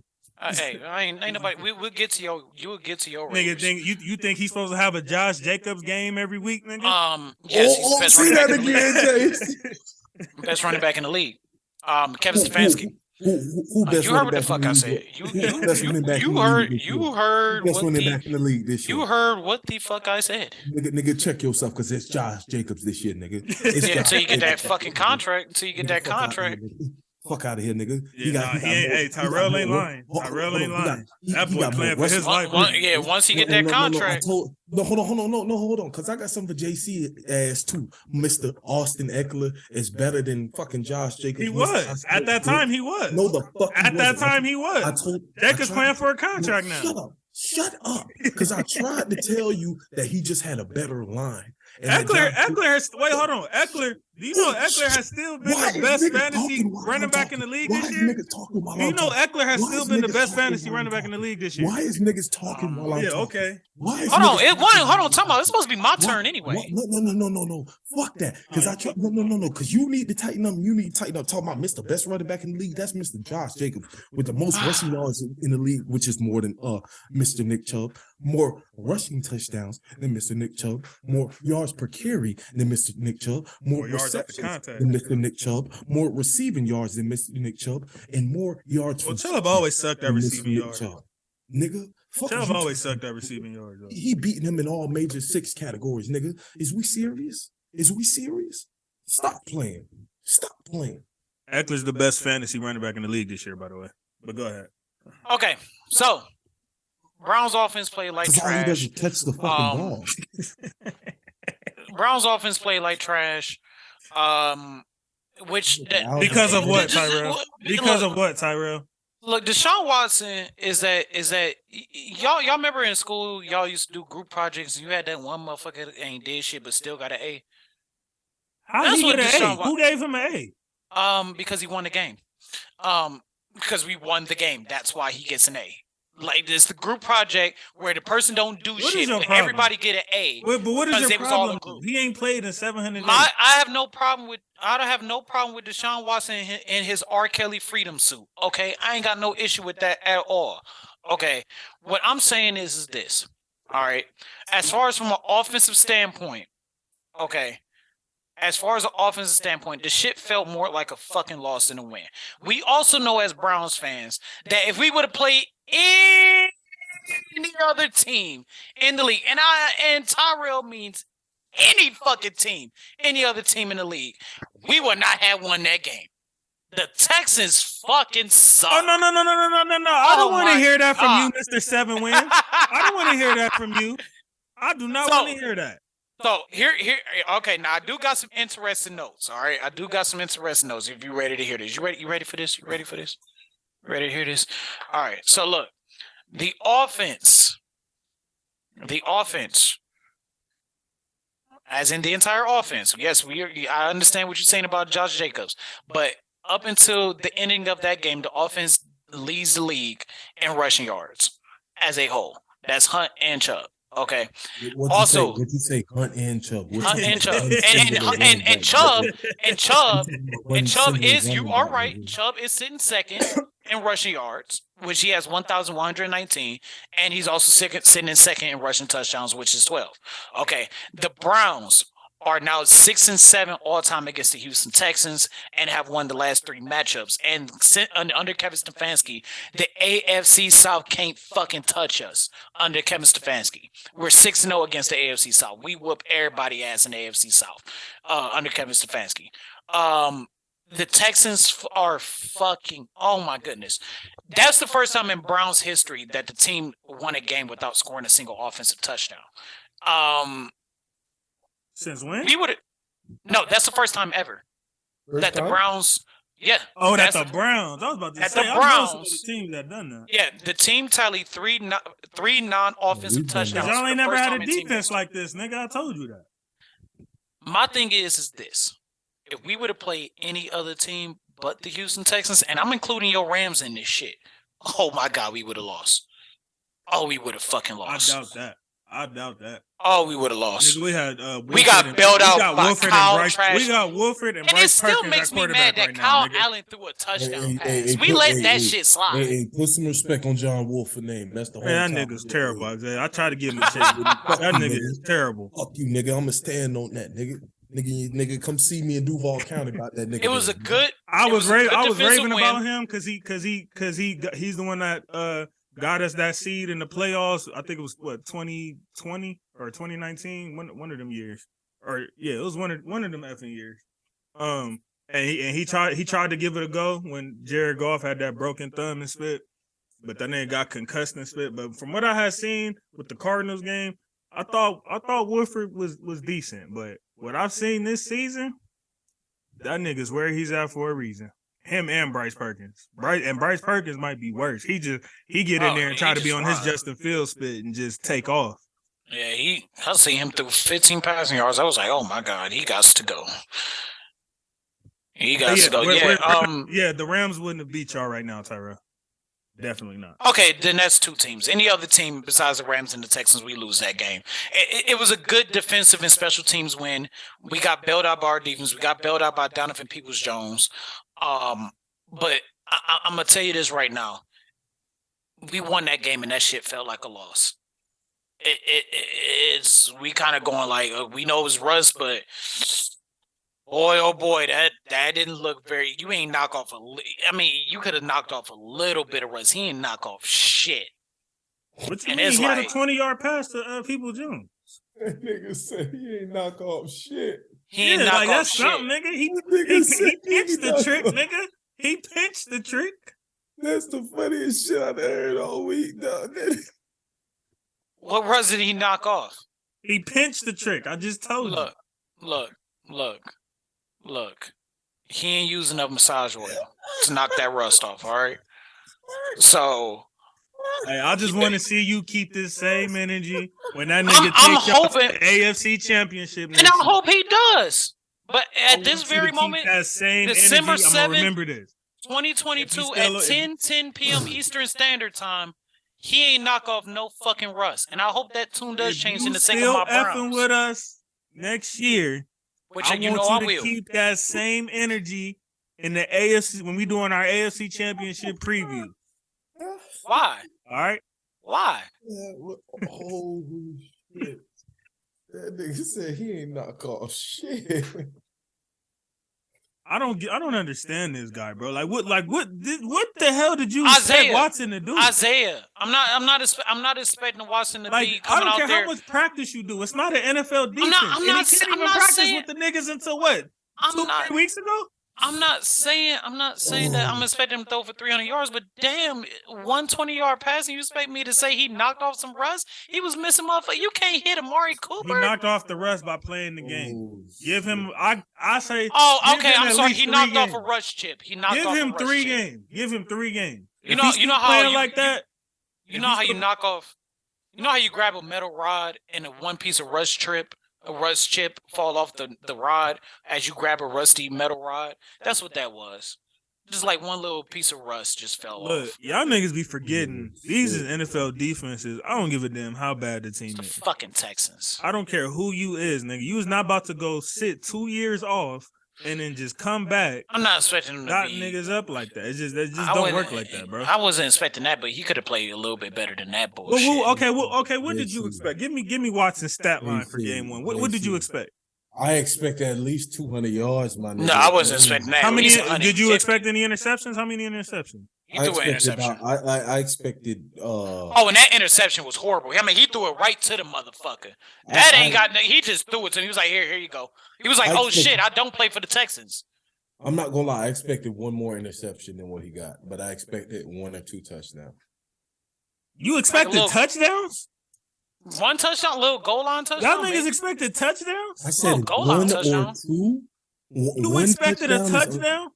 Nigga, 1 touchdown is unreasonable? Hell a goal line touchdown? This is the NFL defense, nigga. If he would have got 1 touchdown, nigga, that would have been that interception nigga, he that's threw. Hella good. Look, that interception that shouldn't be expected. I didn't expect no damn touchdowns. All I know is this: that interception he threw. Especially when you got Nick Chubb in the back of you, nigga. Pause. And nigga, this is the nigga that you wanted me. He said, "Pause." To take over Derek Carr right now. Isaiah, get your. This is the nigga that you wanted me to take over Derek Carr right now. He said, "Pause." This is the nigga that you wanted me to take over Derek Carr right now. That's what you said. Yes. Absolutely. Shut the fuck up. 10 times out of 10, I'm taking Watson over Derek Carr. Stop playing. Yeah, not right now. Nigga. Right now. Not right now. Right now. Right now. Niggas smoking dick. Niggas smoking dick. Because I know about 5-6 games from now, I know Deshaun Watson. We're talking about December 7th, 2022, bro. Thank you. That nigga said. Obviously, the Derek Carr or a nigga who ain't played in 2 years. I mean, that's what the question is. I'll take Daniel Jones over that. That was the question. That ain't saying nothing. That was the question. Nigga, I'll take Daniel Jones over that right now. What did you say? Okay, then that's what we said. We said as of right now. That's what we didn't say as in 5-6 games down the line. We said as of right at this very moment. My thing is, how you know he's finna get right? That's my thing. He's gonna get right. He's gonna get right. I'm saying I'm calling it right now. I'm calling it right now. He's gonna get right. Sean Watson next year. Sean Watson next year will at worst be a top 13 quarterback in the league. Okay. At absolute worst. Okay. You remember when niggas was saying the same top shit? 10 at best. Niggas saying the same shit about Russ. Russ, because Russ didn't sit out for 2 years. He just came back bad. I don't know what happened to that nigga. And you think this nigga who sat out 2 years for to be straight? Next year. Next year. And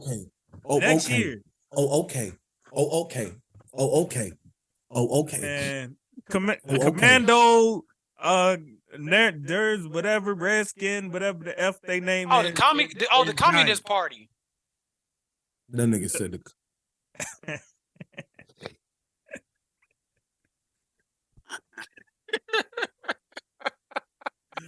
I'm dead, bro. The commies, and the Giants, they tied. Hey, Isaiah, our boy Heineke out there getting Dougie again. Hey, I'm fucking, bro. I told you, bro. I'm fucking with Heineke, man. Yes, I am. I That love nigga Carson Wentz went to Washington to lose his job to my nigga Heineke. Like what I'm saying is, it's a few quarterbacks in the league I got a soft spot for, and Taylor Heineke one of them. I want to see that. Apparently, Warford is one of them. I don't know. I mean, why. shoot, no matter how Because good he's or from bad he Duval fucking plays. County, nigga. Because he a real nigga, Bishop Kenny alumni, nigga. Stop playing with that boy. Same way with Tim Tebow. Exactly. Even though he's from St. Augustine, we still claim that nigga. Yeah, close Play enough. that Lake Shore. I don't know why. I would not claim that. Why not? What the fuck you mean, nigga? He one of the greatest collegiate players ever, nigga. What the fuck you mean? And we ain't gonna forget about that Broncos run. I talk no about matter how good or bad he was playing. I talk about the real stuff once you get to the high level. Broncos right, run, that nigga. man completed 2 passes and still won the Johnny game. Manziel was that nigga in college too. Baker no. Mayfield was that nigga in college too. Don't bring up Johnny Manziel. Baker Mayfield. Don't ever compare Baker Mayfield to college Tim Tebow. To college Tim Tebow. College Tim Tebow was untouchable. College Tim Tebow was Tom Brady. Exactly. College. Like, are we serious? You realize Florida University went on a downward spiral after he left? What? Do you know how long we've been waiting for another so did the Broncos, nigga. Like him? When he was there. When he was there, nigga. Oh, so we ain't gonna act like he threw for 324 yards and beat the Pittsburgh Steelers? I don't care about that one game that y'all niggas keep bringing up. No one game? You ain't gonna act like he came down 15-0 against the Miami Dolphins in under 5 minutes and won the game in overtime? They couldn't throw for split. And he still led 2-16 he couldn't throw worse to the playoffs. And he still won a playoff game. And still won a playoff game. You can't fight worse split. You couldn't fight worse split. It don't matter if you win. Hey, Nigga, he can look like shit fighting, but if you won the fight, it don't matter. I want you to understand that he gave one of the greatest speeches ever after that old nigga said speech. Hey, anytime you start talking about speeches with a football player, nigga, like hold on, time out. Tim Tebow sat up there and said, it's called The Promise. He sat up there and said, I'm sorry, we never had an undefeated season here at Florida. There's something that me and my teammates set out to do.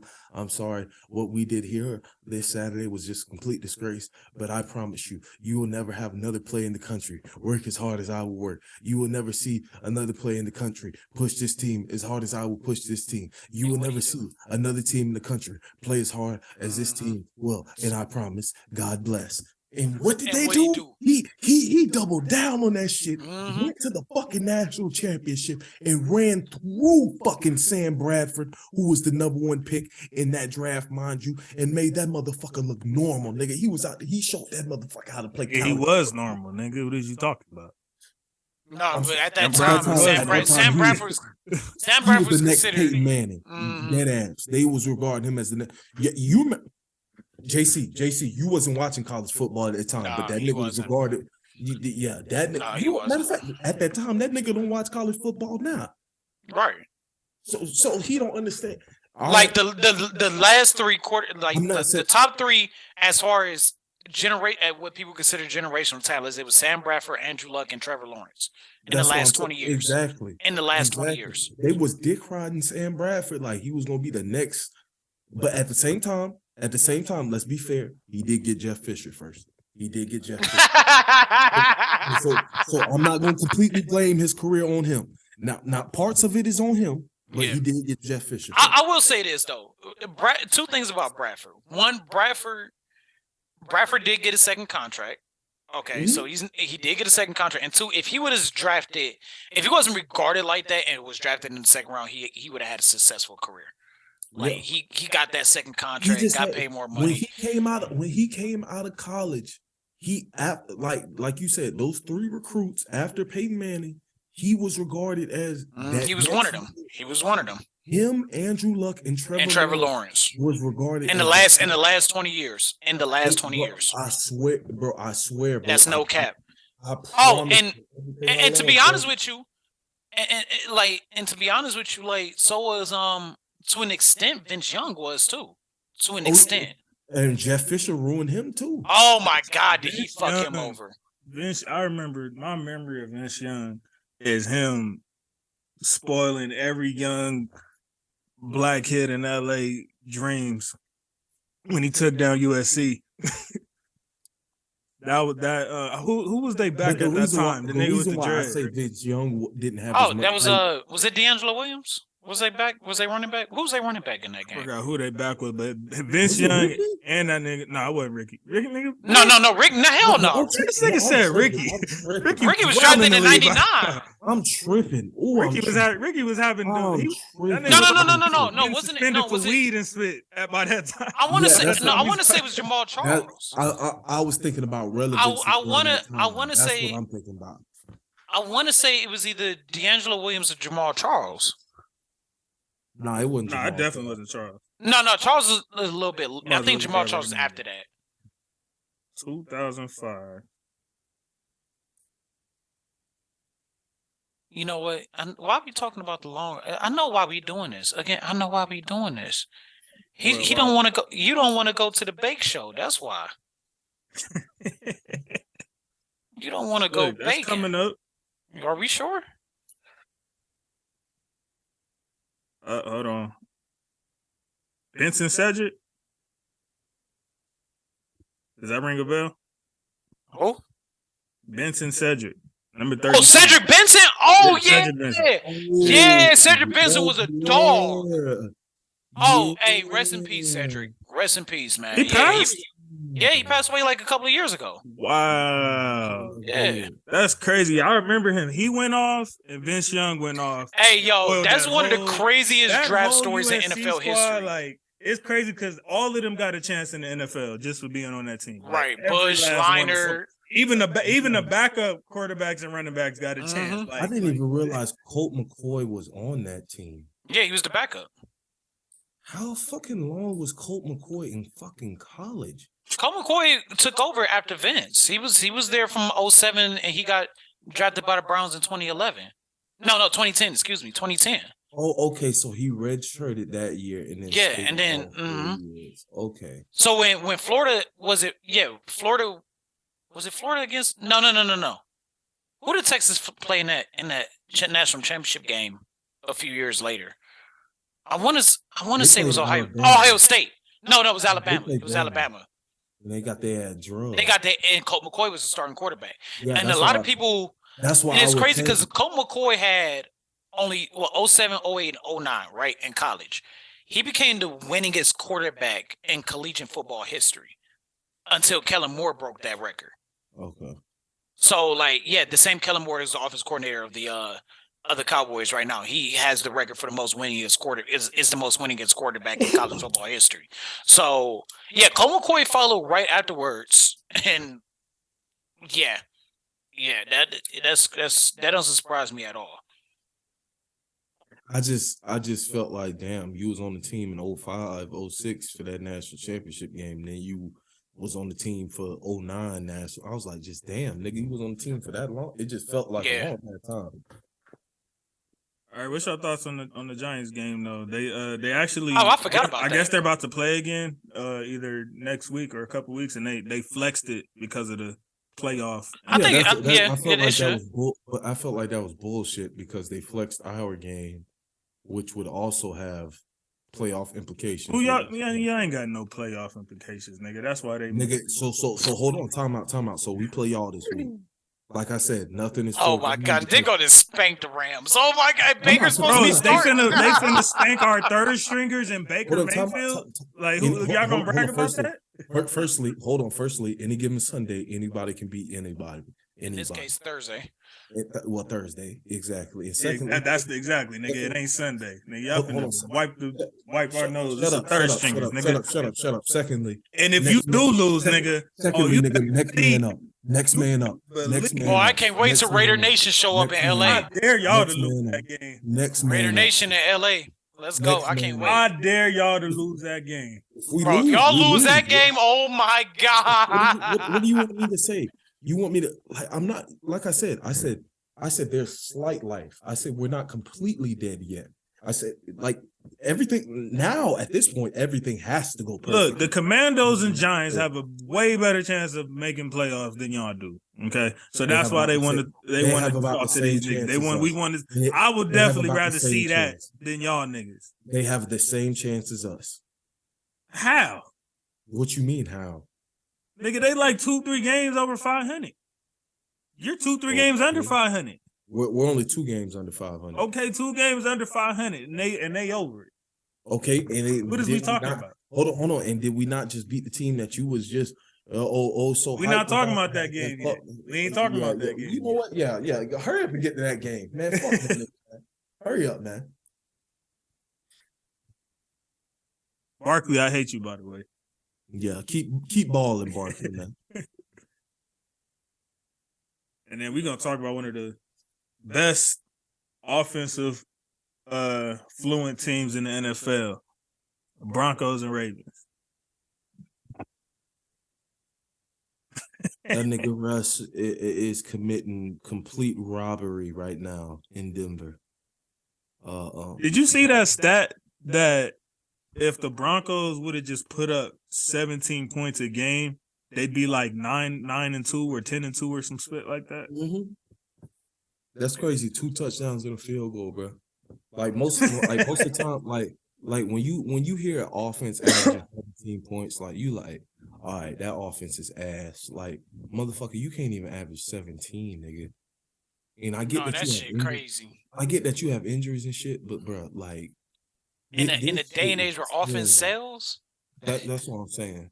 That shit. That Broncos, nigga, y'all talking about letting the defense down with Zach Wilson. That's who need to be telling their defense, I'll let you down. No, you ain't. No, Russ ain't. No, did you see Russ' press conference? How he had every excuse under the book.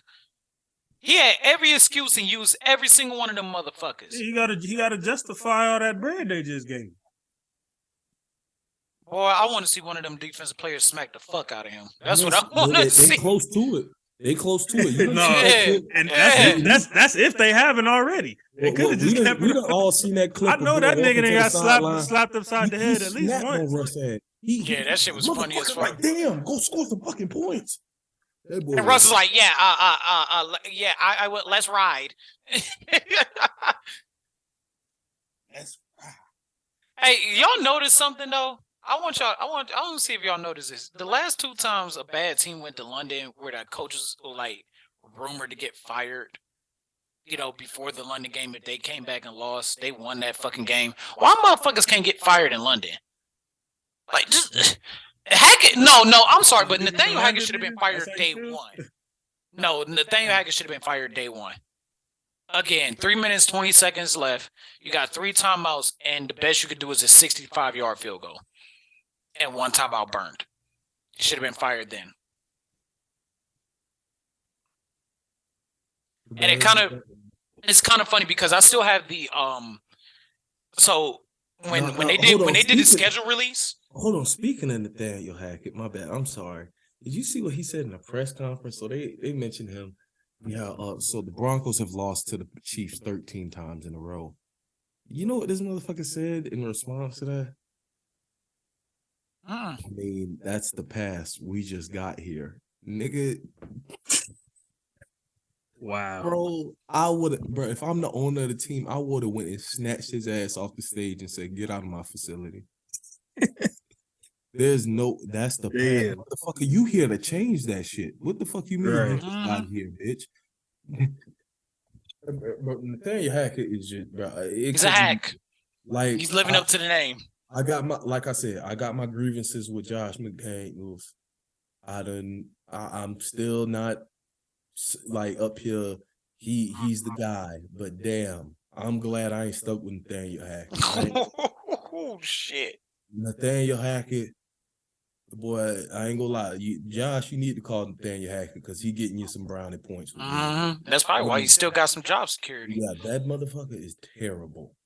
That guy is the only reason he done won the 3 games that he won is by the sheer grace of God.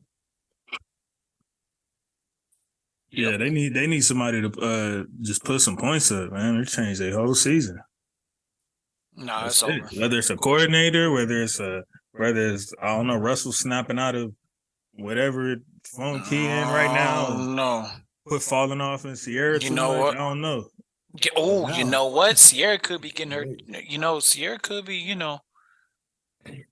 Oh, you know what? Shut up. Shut up, Tyrell. Yeah, please. Thank you. Tyrell gonna shut up for once in his Dolphins life. versus the super team. Tua did not play well at all. No. Nigga, That San Francisco defense is nasty. Nigga, that Niners defense is different, nigga. But even still, like, but he could be forgiven for that game. He's what been I'm saying going is off. he played against the healthy Bills. He played against who else has he played against? You said he played against a what Bills? The healthy Bills, nigga. The practice squad Bills, nigga. What is you talking about? So hold on, time out. Earlier this season, he didn't play against a healthy Bills team. No, yeah, as he was about to die on the field. No. Yes. No. Yeah. I was a practice squad. They was missing hella niggas that game. No. Not that first match. Nigga, both of their all-pro safeties was out. Nigga, what is you talking about? Okay. Sure. Anyways, Tua played bad today. I mean, yesterday or Sunday, whenever the fuck it was. That's all it was. He played bad. When you play bad, you get behind, and you give the other team opportunities to run up the score, and that's what the San Francisco 49ers did. I mean, these are the teams that, like, yeah, Tua, you took the next leap. You beating the teams that you're supposed to beat, but now these are the teams that you have to beat to take that next giant leap to being a star quarterback. Since we're talking about the Niners,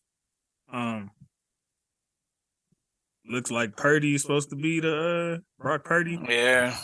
Either it's gonna be him. I ain't gonna lie. When I heard Jimmy G was out for the season, I went and looked at them free agent QB lists.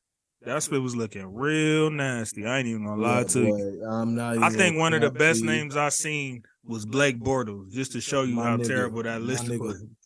My brother in Christ, bro. At this point, because motherfucker, one of my fantasy teams was so depleted. Jimmy G was my last starter. Damn, nigga. At this point, it's over. It's done. I didn't try for the Niners. No, I'm talking about for my fantasy team. Fuck the Niners. Did you make playoffs in any of them? Yeah, I'll make the playoffs in my other money league, and then there's one other league that's not for money, but that league. Yeah, I think you officially got put out last week in ours because of this nigga Stormin' Norman. That shit, nigga, that team that I put together is ass. They're fucking ass. Niggas I depended on thought was gonna be the truth. Ass. Jonathan Taylor, you owe me some money, bitch. Yeah, Taylor did you dirty. Taylor did you dirty this year. You had the number one pick, didn't you? Yeah. Damn. Yeah. And I said I'd been better off still picking Cooper Kupp and fucking letting him run the table until he got injured. For real. No, for real though. And then got like Jacobs later. Yeah, exactly. Some shit, man. Damn. Jacobs probably going top 5 next year though. Oh, he's easily top 5. I think I got him. When did I draft him? I think I got him like what? Like third or fourth round? Yeah. It was a minute before I picked him up. I mean, because the line has just improved so much. We'll get into that. Yeah. One more question. So, if you're the Niners, are you giving Cam a call right now? Oh yeah. Yeah, you need to. Mm-hmm. Yeah, well, you better immediately. Cam can. So you don't think Purdy is good enough to get carried? No, absolutely not. No. Because that's all they really looking for. They just looking for a quarterback to get carried through this playoff run. Because they have a Super Bowl team right now. Yes, 100%. You're absolutely correct. And I think Cam is the guy that you need to go get ahead and get on the phone for that. Hopefully he's been keeping himself in shape. But that's the only quarterback name I seen worth giving a call to and not just going with Purdy. I ain't gonna lie to you. I looked at that Q or see if Rapisberger want to come out of retirement. Nah, he ain't coming out of retirement. Elbow. I mean, that'd be the only. That's nigga, the only thing you'd be better off calling Kaepernick, nigga. Than or Cap. No, I'm just saying, or Cap. Like that's how bad the list looked, though. Like I ain't gonna lie, you'd be better off taking a chance with me running quarterback out that bitch. That nigga is finished. Shit, call Andrew Luck. Shit. Andrew Luck was just saying how nigga, the Colts need to call Andrew Luck. That's who need to call Andrew Luck. The team he was on. Andrew Luck was just saying. And if he don't go back there, he ain't going nowhere. Yeah, Andrew Luck was kind of just saying like how he sort of regrets the way He had to retire in Indianapolis, but at the same time, like, that's the one. Did he ever say what the trigger point was? Like, what exactly? His happened? family. His family. That like somebody said something. No, like it was basically his wife. Like, yeah, like, but at the same time, like, you have to realize he even said the constant cycle of injury, pain, rehab, injury, pain, rehab, injury, pain, rehab. Nigga had a lacerated kidney. I don't think people understand what the motherfucker. His kidney was about to burst open inside of him. He would have died. And this brother was playing football. Yeah, if I'm his wife or whoever, brother, cousin, bro, please stop. Bro, we'll love you even if you don't play football. But please stop. Right. Like, you're about to die. We need you more than we need you on the field. Yeah, like, bro, he had no choice. Like, I'm sure he regrets, like, because like he said, he had got all the way up into that season, started ramping up, and then he had another setback with his rehab. And it's just like, fuck, like, Andrew, like, I'm sure he had got frustrated to the point, like, yeah, I love the game, but like, I'm spending 90% of it in rehab and only 10% of it playing. So, but yeah, maybe get lucky. I mean, I'm just glad that them niggas was smart enough to not go get that nigga Baker. Cause, man, that really would have pissed me off if they allowed that bum to get carried to a Super Bowl so that he could look like he did something again. We already watched Cleveland carry the nigga a few years ago, and then he was finna get carried right again and fool people because he probably was finna just be doing check downs all damn day. So let me ask you this. What if Baker would have went out there and they had a Joe Flacco run? Tyrell know what I'm talking about. What if he would have had a Joe Flacco run? Nah, because Flacco trash, but in that playoff, like in that exact postseason, that man was he was getting done. I don't see Baker doing that. I'm like, did the spirit of Joe Montana go into Joe Flacco? That playoff run. That man threw what? 11 touchdowns and 1 interception. That was it. Throw any interception. You think? No, he threw one. He threw one. He threw one. I think it wasn't his fault or some shit. Nah, it wasn't. But that's correct. That Joe Flacco is better than Tom Brady, nigga. I'm just saying. And that defense was historically great. No, they were good, but it was just Joe bro. I don't know what got in the 2012 Joe Flacco, bro. Just that run.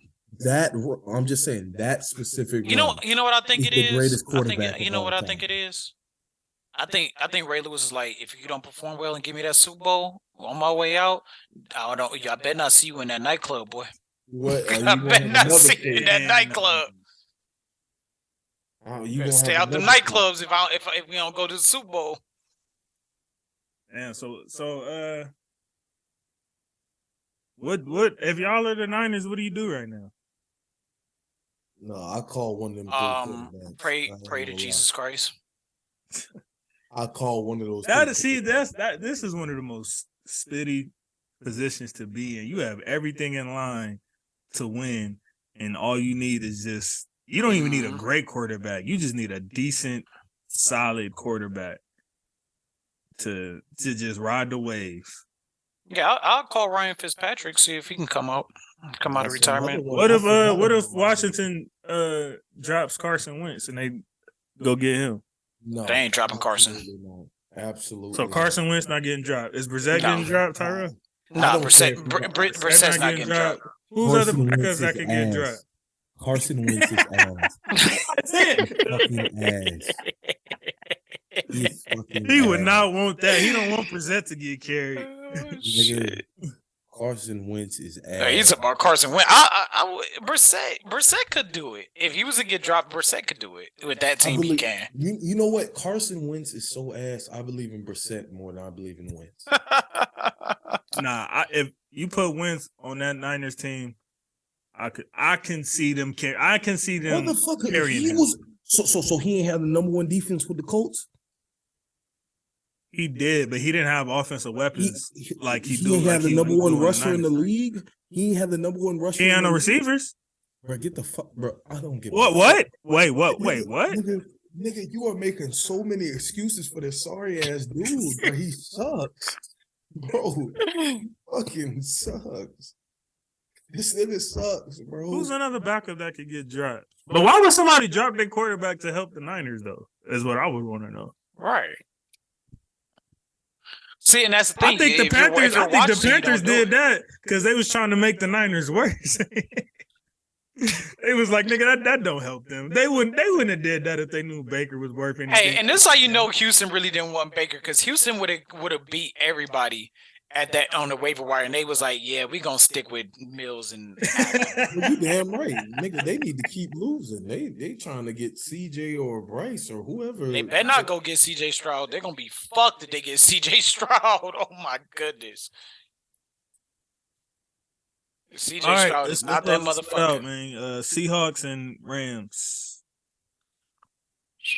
Seahawks needed that game too. They was fighting for their life. I ain't gonna lie, I wanted to just spoil they split. Like, we ain't getting no draft picks or nothing anyway. So I wanted to spoil they split. I was locked in on that game, and then Geno happened again. God damn it.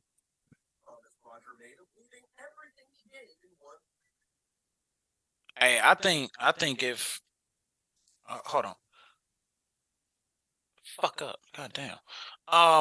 The thing is like, I think if the season ends today, the Rams would have had the number 3 pick in this draft, and y'all need some offensive line. Y'all better get aggressive in free agency when it comes to the offensive line.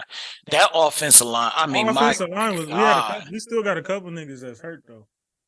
No, y'all need to be aggressive.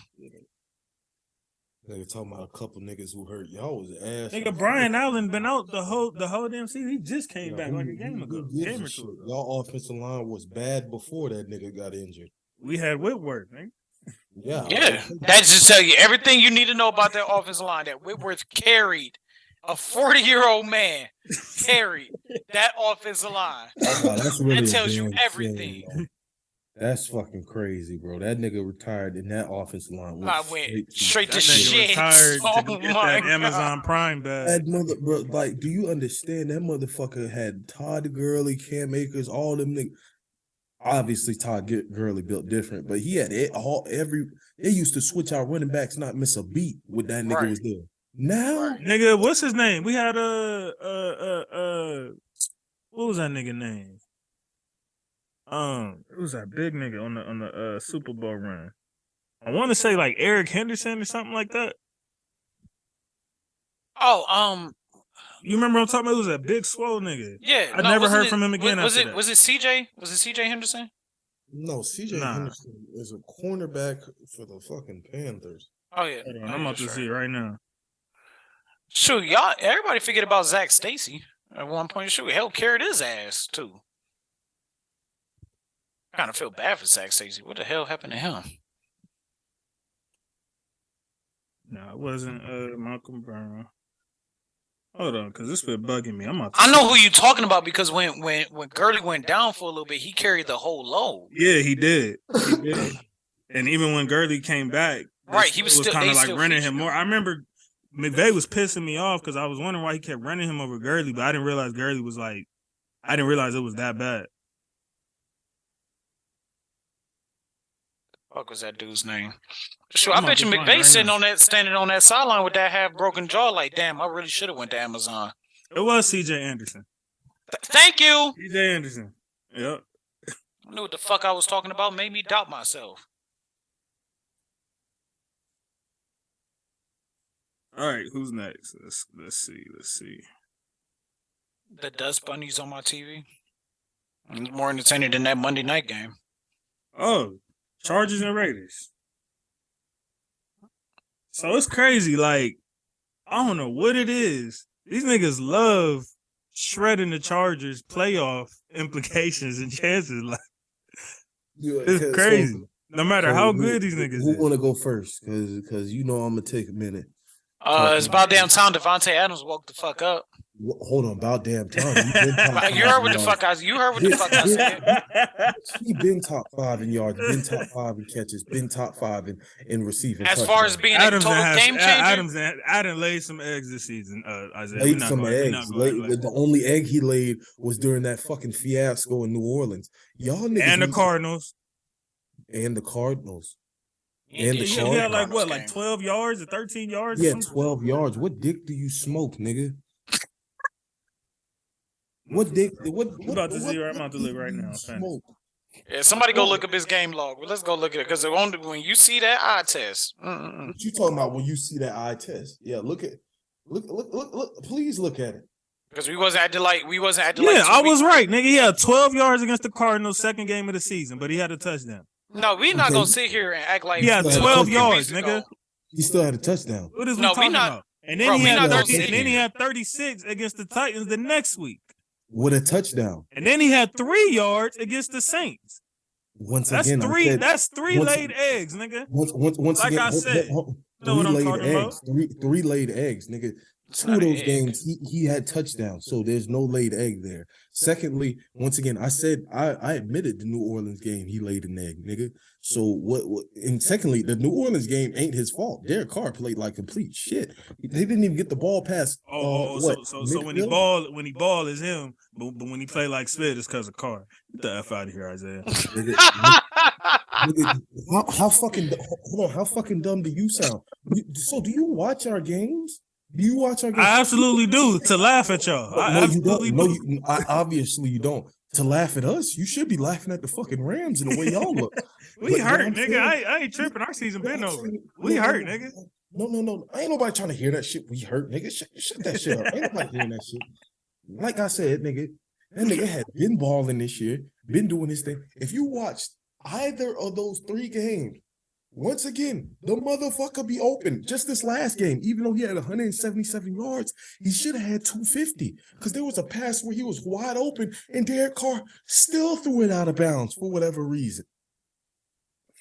Now, let's get to Sunday. Mr. Keenan Allen. How the fuck do you wave bye-bye on a touchdown when it puts you down 7?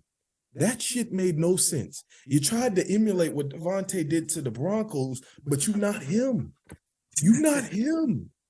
You not him will never be him. Nah, Keenan Allen, that nigga though, bro. Don't do that. He's that nigga. He's not Adams, but come on, bro. He's that nigga who's on the bench for half the season because he's out with a sprained ankle and a strained hamstring. He's that nigga. That's the nigga he is. Mr. Nigga, I just don't understand how you waved bye-bye, bro. And last season we sent you home, and then in this game you were down 7 when you scored that touchdown. It was an impressive touchdown. I'm not denying that, but brother, you were down 7. What you waving at?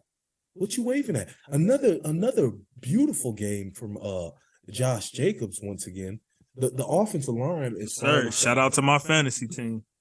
The running back that you swore Austin Eckler was better than, but next he was, nigga. He wasn't. I told you he had 1,000 rushing yards and 1,000 receiving yards, Isaiah. I don't care. In the same season. I really Jacobs has never done that. I really don't care. Till this day, he hasn't done that. That's the crazy thing, JC. I really don't care. I told you he was just in a better situation as far as O-line.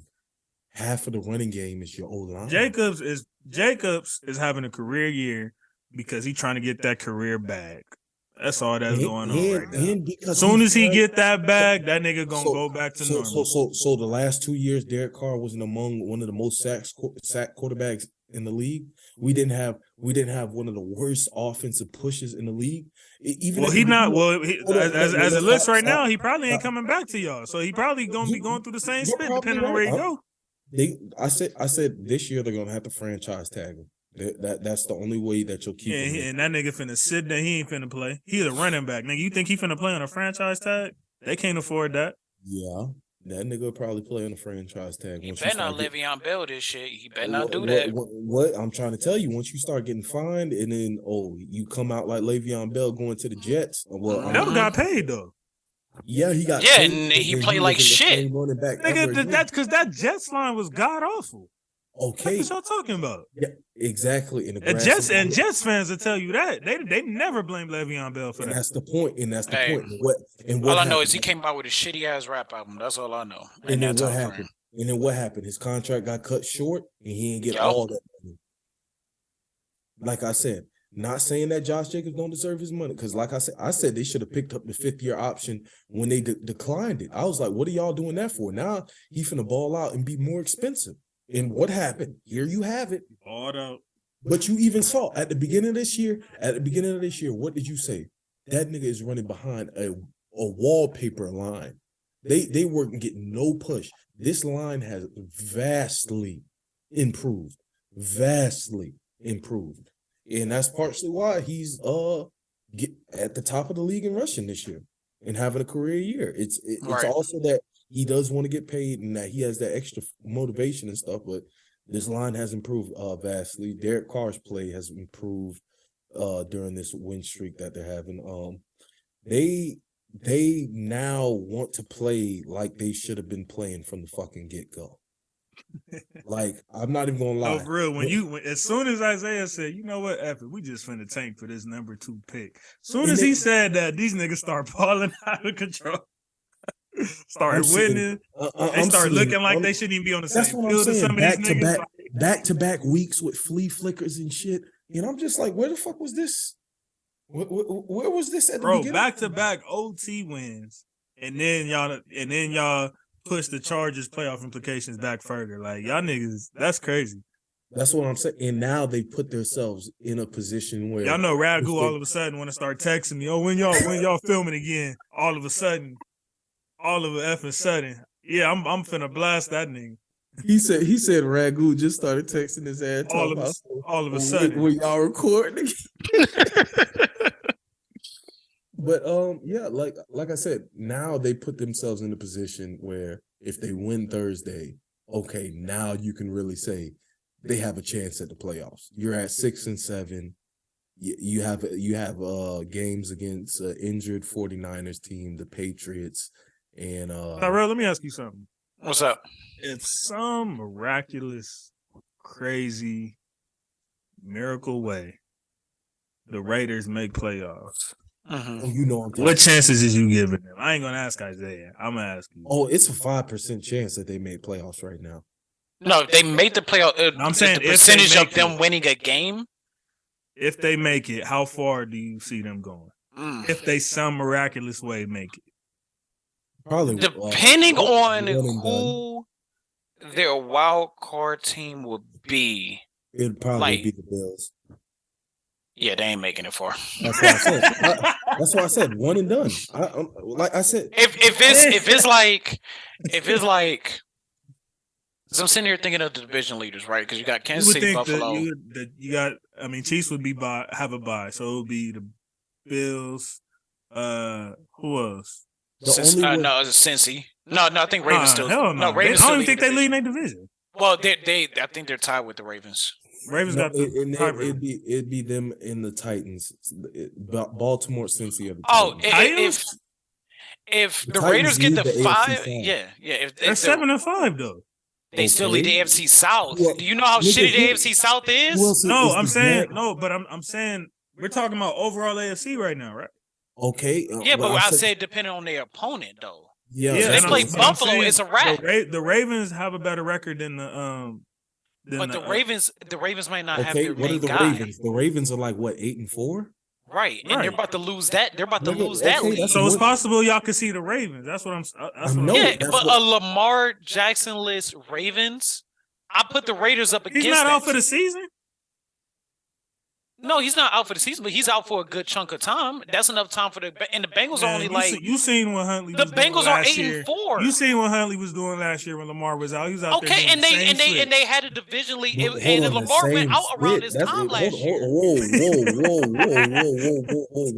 I'm talking about the rushing touchdowns, Isaiah. The rushing touchdowns. That boy was out there doing the same split. Now he's not Lamar. He's not Lamar. Okay. But he was out there doing the same split as far. I'm gonna get you. Hold on. Last year, The Ravens were sitting at 8-3 with the division lead with Cincinnati on their tails. Okay, that was last year. This year, and Lamar Jackson went out. This year, it's the same damn story. They're 8-4. Lamar Jackson just went down, and Cincinnati is on their ass. But why are y'all talking about these Bengals and because you asked me and the Titans? Hold on, you y'all talking about the Bengals and Titans over the Ravens? Nigga, why are you held up on that? We just listing out the possible team, right? Because y'all didn't name the other ones. What, nigga? We're naming division leaders. If they get a wild card and potential, bro. You said the Bengals. Bengals ain't leading split. Okay, but the Bengals have the potential to take over that division. That's why we're. So you gonna name the potential over the team that's actually right. Okay, let's talk about the team Let's talk about the teams that's leading now. They play the Ravens. They're gonna be without Lamar Jackson. They're beating the Ravens. They're beating them. I don't necessarily agree with that. Oh my god! You think Hundley can lead a playoff? That ain't no far going conclusion. Nigga, get out of here. What you talking about? Just end the recording right now. What's the rest of the End the recording right now. JC, I promise I will lead this shit. End the recording right now, bro. My team is ass, but bro, if they some way without Lamar make the playoffs without Lamar Jackson throwing that fucking football, bro, there is no fucking way. Oh no! I'm not talking about in the playoffs. I'm talking about just to finish this damn season out. But Lamar's not out for the season, so I don't know why y'all keep saying that. What the fuck? Hold on, stop. Everybody stop talking. Nigga, the conversation was, firstly, hold on. The conversation was if the Raiders had miraculously made the playoffs and they got there, how far do you think they would go? We said off top, if they played the Bengals, they won not the Bengals, the Bills. They won and done. That's what I agreed on that shit. Yeah. We said, and then the next team y'all said. Then we started breaking down. Hold on, time out. Then we started to break down who the division leaders were. And y'all said Bengals. Hold on, because we said the Ravens, and then we said is Baltimore. No, y'all did not say the Ravens. Nigga, y'all said Bengals. No, stop talking. Let me finish my moment. We said the Ravens, and then we said, wait, damn, shut up, because you're lying right now, bro. You capping right now. We're not. It's on tape. What is y'all lying about it for? I wish I could mute this nigga. What I'm saying is, as soon as I get out what I'm finna say, he finna agree. We said the Ravens, and then we said, hold up, are the Bengals leading the division? And then Tyrell said no, but they right up on their heels, or they're tied with them. So if they're tied, we could possibly play the Bengals or the Ravens. And then we also said the Titans because they're 7-5. You talking about they're 7-5 though. Nigga, them other two teams only 8-4. Because y'all brought up the Bengals and he just broke down this whole conversation. I didn't hear both. Because guess what? The Bengals and the Ravens are tied. They're tied. Who has the number 1 seed, Tyrell? Technically, the Ravens do, but they haven't even played a game against I didn't hear Baltimore's name, but I heard the Bengals and the Titans. Because to me, the more likely odds would be the Bengals, especially without Lamar Jackson. My argument is that it's more than likely the Bengals are about to take over the division. I don't agree. I don't agree. Dick has been smoked. First of all, the Ravens are going to play the Steelers. They definitely could win that game, nigga. That's an all. Now with TJ Watt carrying the whole damn team, that's an all-time division, right? And they could very well lose that game. They could, but they could very well win as well, right? Oh, nigga, what the fuck is you saying, nigga? That's any NFL game. No, that's not. No, that's not. What are you talking about? No, that's not. Nigga, the Texans is not very well winning spit. That's what I mean. So the Texans, if it was the Texans, that's a guarantee. So hold on, the Texans didn't win a game this year, and they didn't tie. They won one game. They won one game. Did they win? They won one game. Did they win? So there's like a 90% chance they're losing, nigga. Did they win? With the Ravens, the Ravens this weekend is like 50-50. Did they win? Yes or no? Look at the percentage. Look at the percentage. Did they win a game? Look at the Vegas odds, nigga, and see what it says. My brother in Christ, did they win a game? Right now, hold on. So if there was no choice, if there was no chance, why are they playing on Sunday? Just answer me that. If there was no chance, why are they playing on Sunday? Because that's what they get paid millions of dollars to do. It's their damn job. Because why though? Because you play your schedule. Because there's a chance them niggas could lose, nigga. That's why. So you didn't hear the me. Ravens, they got the Steelers as a 2-point favorite on Sunday. A 2-point favorite against the Ravens without their starting QB. Okay. That's what they got them as. Okay. Houston is playing. Who they playing? Houston playing the Cowboys. 16-point favorite. Okay. That's a prediction. I guarantee you put That's the a Ravens prediction. against the Cowboys this weekend, that split would not be no damn 16 points. Who gives a fuck? That's a prediction. Based off of what? Obviously, how the season has gone, but at the end of the day, they're playing because there is still a possibility that the Texans could beat the Cowboys. When did I say it wasn't possible? I said it was like a 90% chance they're gonna lose. What are you talking about? I never said that. Nigga, get out of here. Next subject, nigga. You trying to get under my skin, I'm not gonna let you. I'm not gonna let you. And I wasn't asking you anyway, nigga. I was asking Tyrell. Nigga, I don't give a fuck if who you was asking. That's why Ramsey bitch ass getting cooked on Thursday night. Hey, you better, nigga. You playing our practice squad. You better, nigga. I don't give a fuck. You better. That'd be laughable if you don't. I said Ramsey. That's okay, yeah. Okay. Nigga. Ramsey ain't getting cooked. Huh? Watch. Ramsey ain't getting cooked. That's what y'all talking I beg about. your pardon. Watch him get cooked. Watch him get cooked. What Dr. Umar say? I beg your pardon. Don't worry about it, Tyrell, because we'll be back next Tuesday. I don't know why Tyrell keep talking like Ramsey ain't been one of the best DBs in the league this season still. Nigga, I could pull the numbers up. Nigga, I can pull the numbers up. He finna get cooked. Watch, he ain't gonna be one of the best ones after the. Y'all talking about do I watch, nigga? Y'all don't watch the Rams. He gonna get cooked. Y'all don't watch the Rams. I don't know if we'll win. I don't know if we'll win the game, but I know Ramsey ass will be looking like burnt toast, nigga. Yeah, okay. I can't wait till Tuesday. Hey, 2021 Jalen Ramsey playoff run. I can't wait till Tuesday. When he get cooked. Get his ass cooked. Matter of fact, we should just do a special episode on Friday. Let's just do a special episode. We can go live. If he get cooked, we can go live right after. That's fine. If y'all niggas still up, we can go live right after the game, nigga. I'll be up, booted up. I'll be up, booted up. All of a sudden, niggas is up. Niggas complain about 6 o'clock, but niggas gonna be up at 1 in the morning. Get the F out of here. We watching an NFL game. This is a different story. Because I gotta work. I got school. Matter of fact, after this, I'm gonna have to start on my project. Yeah, I got work. Sure. Colts and Cowboys. There's nothing to talk about. There's nothing to talk about there. Bro. I don't know what happened in that second half, fourth quarter-ish, but the Cowboys went stupid. 33 points in the fourth quarter alone. That was insane. That was wowzers. Like my dad said because my dad a Cowboys fan. He said he woke up and he was like, "What does that say 54?" You know what time it is though, Isaiah? What you predicted in the prediction episode. Oh, this our year. Our year. Watch. We don't boys. It's that time. They might win a playoff game this year. And then it depends who they play. Yeah, exactly. But I don't know though, man. That defense this year is different, man. I ain't gonna lie. Last year I didn't have that much faith. I had a little bit. This year, watch that shit disappear. Michael Parsons is probably one of my favorite players. Watch that shit disappear in the playoffs. Watch that shit disappear in the playoffs. I'm gonna die laughing. I'm gonna cry laughing.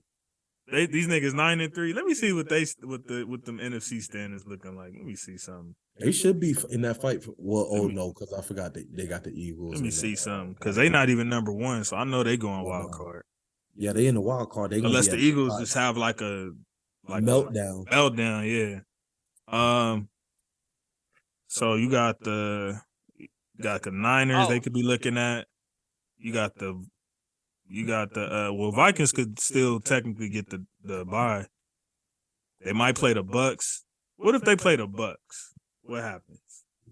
Oh, I think they probably beat the Bucks. Who? You don't bet against playoff Brady. You lost your mind. Brady need to go sit his ass down. I ain't saying that. Did I say he didn't need to go sit his? I'm saying you don't bet against him. Fuck him. Hey man, Super Bowl championships. Hey, that nigga had that tuck. He got that tuck rule game, man. That nigga ain't effing with no Brady. Fuck him. Yeah, that is true. Fuck Tom Brady. Fuck him. Two of the greatest kicks I've ever seen in NFL history. Adam Vinatieri in that deep snow. Fuck him. Chiefs and Bengals. That was a rather interesting game. We got Joe Burrow is now undefeated against Mahomes. What you mean now undefeated? He been undefeated against Mahomes, nigga, and I told you that. Okay, Burrow is still shut your ass undefeated up. against Mahomes. No, hold on. Never lost. No, hold on. Never hold lost. on. Put some respect on Joe Burrow name, nigga. I told you, stop playing with him. I told you he was doing shit that Josh Allen can't fucking do. I told you that. I still don't agree with that. I don't give a fuck if you agree. The proof is in the pudding, nigga. You see what the fuck he doing. He's undefeated against Mahomes. I believe he's the only quarterback undefeated against Mr. Patrick Mahomes. Yes. So stop playing with that nigga, man. I don't even know if another quarterback got 3 wins against Mahomes. Hell no, not even maybe. Hell no. But yeah, I don't know what it is, man. And they always come back though. Like they always come back on this nigga. Bro, that's what Joe Cool do, bro. He stay cool under pressure, bro. Yeah, that's what he is, bro. Ever since I saw him at LSU, nigga, we gonna see in the playoffs, nigga. What you mean you gonna see in the playoffs? Like he ain't led his team to. We gonna see in the play. Nah, that's spit over with. Quit talking about. Y'all gonna be talking about that forever. I can tell. Y'all gonna talk about that Super Bowl ring forever, nigga. Like you ain't gonna talk about that Super Bowl ring forever, nigga. Yeah, because that's a ring, nigga. It's different from just going. That's a ring, nigga. That's different from just going, nigga. What the fuck you mean, nigga? What the fuck? Josh Allen still. So Matt Ryan is him. So Matt Ryan is him. Jimmy G is him. They all went. Jared Goff is him. Hold on. Matt Ryan don't have an NFL MVP.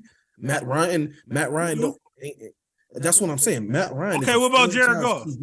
Yeah, Jared Goff, him, nigga. He took y'all to a fucking Super Bowl, nigga. He didn't take us to spit, nigga. Gurley took us to a Super Bowl. He didn't take y'all to spit. Gurley took us to a Super Bowl, nigga. In that same Gurley year, and AD took us to a Super Bowl. Nigga, you sound stupid as fuck because that same year he was top 5 in touchdown passes and passing yards, nigga. Get the fuck out of here, nigga. Stop playing. Yeah, go deny it. Go look it up. And then the last 3 games of the season, he threw more interceptions than everybody else in the league, nigga. And the last 3 games, he threw more interceptions than anybody else. Let me ask you this: out of here, nigga. Y'all niggas wasn't watching the Rams. When the last time Detroit made the playoffs, nigga? When the last time Detroit made the playoffs, nigga, or even came close to the playoffs, nigga? What? Who? What you an owl, nigga? What you talking about? I'm talking about Jared Goff, who's about to lead the fucking Detroit Lions to the fucking playoffs. Matter of fact, I'm betting on the Lions. Nigga, they 5-7. Okay, and they got a chance to make the playoffs. They have a chance. You said about to, nigga. Like, yeah. Because you know what? They have a slight chance, nigga. Because Jared Goff gonna lead them there, nigga. Fuck you talking about, nigga. Jared Goff, him, nigga. Stop playing. You hear this guy? Matter of fact, I'm caping for Jared Goff now. That's my new. You hear this guy? Him and Taylor Heineke, my new favorite quarterbacks in the league. Don't you dare put that man with Heineke, nigga. Heineke is him. Fuck you talking about Heineke him, but Jared Goff doing the same thing for the fucking whatchamacallit, for the fucking Lions. Yeah, Jared Goff had some trash games this year too, nigga. What is you talking about? Shut the fuck up, nigga. Get the fuck. Nigga had some trash games this year too, nigga. Go check the schedule. You got a better record than your sorry ass. Go check the schedule. What you talking about, nigga? I bet you wish you had him now. No, the hell I don't. No, the hell I don't. If we had Jared Goff last year instead of Stafford, nigga, I'm talking about right now. I ain't talking about last year. I'm talking about right now. What would he do right? What would he do right now? Y'all had a super team. Better than Baker Mayfield about to be my quarterback, and I don't even care, my nigga. No, stop that. Stop where we at, right? Stop that. Y'all had a super team last year, nigga. Y'all did the same exact. You know, he didn't bring up one time how you feel about the Bake Show being in L.A. The Bake Show to Hollywood, man. Because I know he came to be a backup. I don't care. Back up to who? He's starting. Exactly. He's starting because everybody's hurt right now, nigga. Oh, I don't care. Sorry, Matt Padford. Sorry, nigga. Hey, he got a Super Bowl ring. And nigga got a Super Bowl ring. He got a Super Bowl ring. He got carried by Cooper Kupp. He got carried. He had the game-winning drive, nigga. How was I getting carried? Nigga, he had the game-winning drive, nigga. What happened? With 2 of his receiving options out, nigga. What is you talking about? What happened right after that? AD went and got after Joe Burrow and made him make an error throw after Rams. He still had the game-winning drive, did he not? He still had the game-winning drive, did he not? Your team is pitiful. Nigga. This is the worst Super Bowl hangover I've ever seen, nigga. Them niggas ain't even make close to the playoffs. Nigga. They suck. Hey, we can't help if everybody get hurt. Y'all suck. We can't help everybody getting hurt. No, fuck that. Y'all suck worse than we did after the fucking Hey, but we won though. That's the difference, nigga. We I don't won, give a nigga. fuck, Win something, nigga. nigga. That's our Win first. something, nigga. You talking about win You something? ain't won Bitch, in we your got three, lifetime, nigga. They ain't won in my lifetime. Raiders ain't won in my lifetime. Nigga, I don't give a fuck. I got nigga, 30. I Who got is 30 you? of them under the Who is sun. you? Who is you? I got Fuck 30 the of them under the Rams, sun, nigga, and they ain't Fuck one the spit. Rams, nigga. All that money laundering y'all had to do just to get that damn Super Bowl, nigga. Fuck y'all. If you're a Raiders fan, the last thing y'all need to be talking about is money. Because y'all owe Bank of America $675 million for that stadium. So you wish you could do some money laundering. And it's paying for itself. We just had Bad Bunny come do a concert up there. It's paying for itself.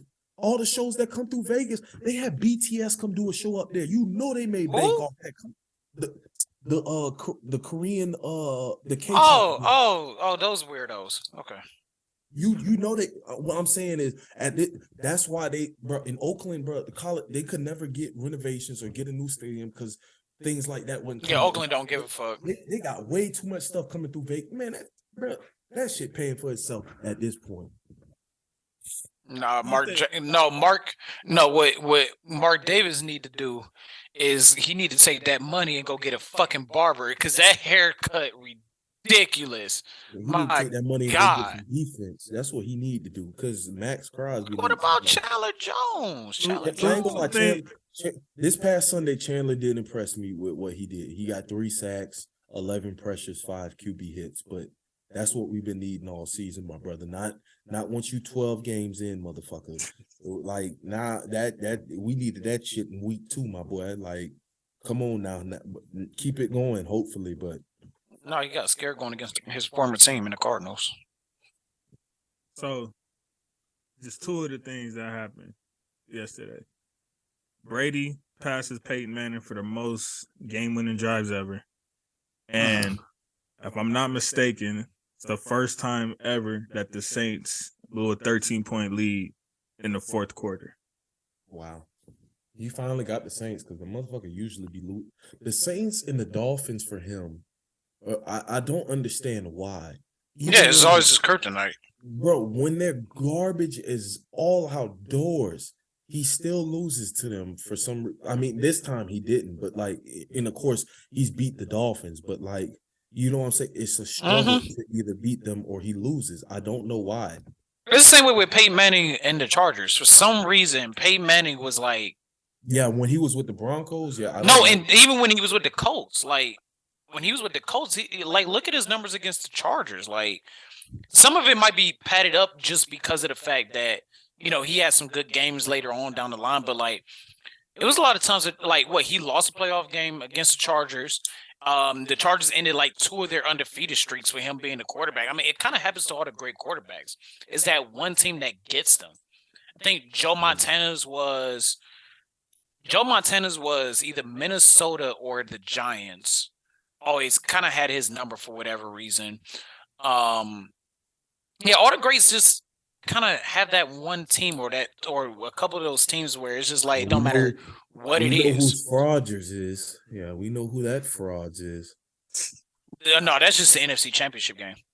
No. Every time he plays San Francisco too, that motherfucker. Can I ask y'all something? What's up, partner? Would y'all look at Peyton Manning's legacy any differently if he didn't get that second one on Denver? Nah. I would have looked at it a little bit differently. I ain't gonna cap because, well, I wouldn't say he would necessarily be Aaron Rodgers because, like, Aaron. Yeah, that's what I was getting at because I just brought up Rodgers because he's been to multiple Super Bowls, so like he's shown that he can get there. Like most of the time when he got stopped, it was either by the Patriots or a couple of times it was the Steelers. That was on them, yeah.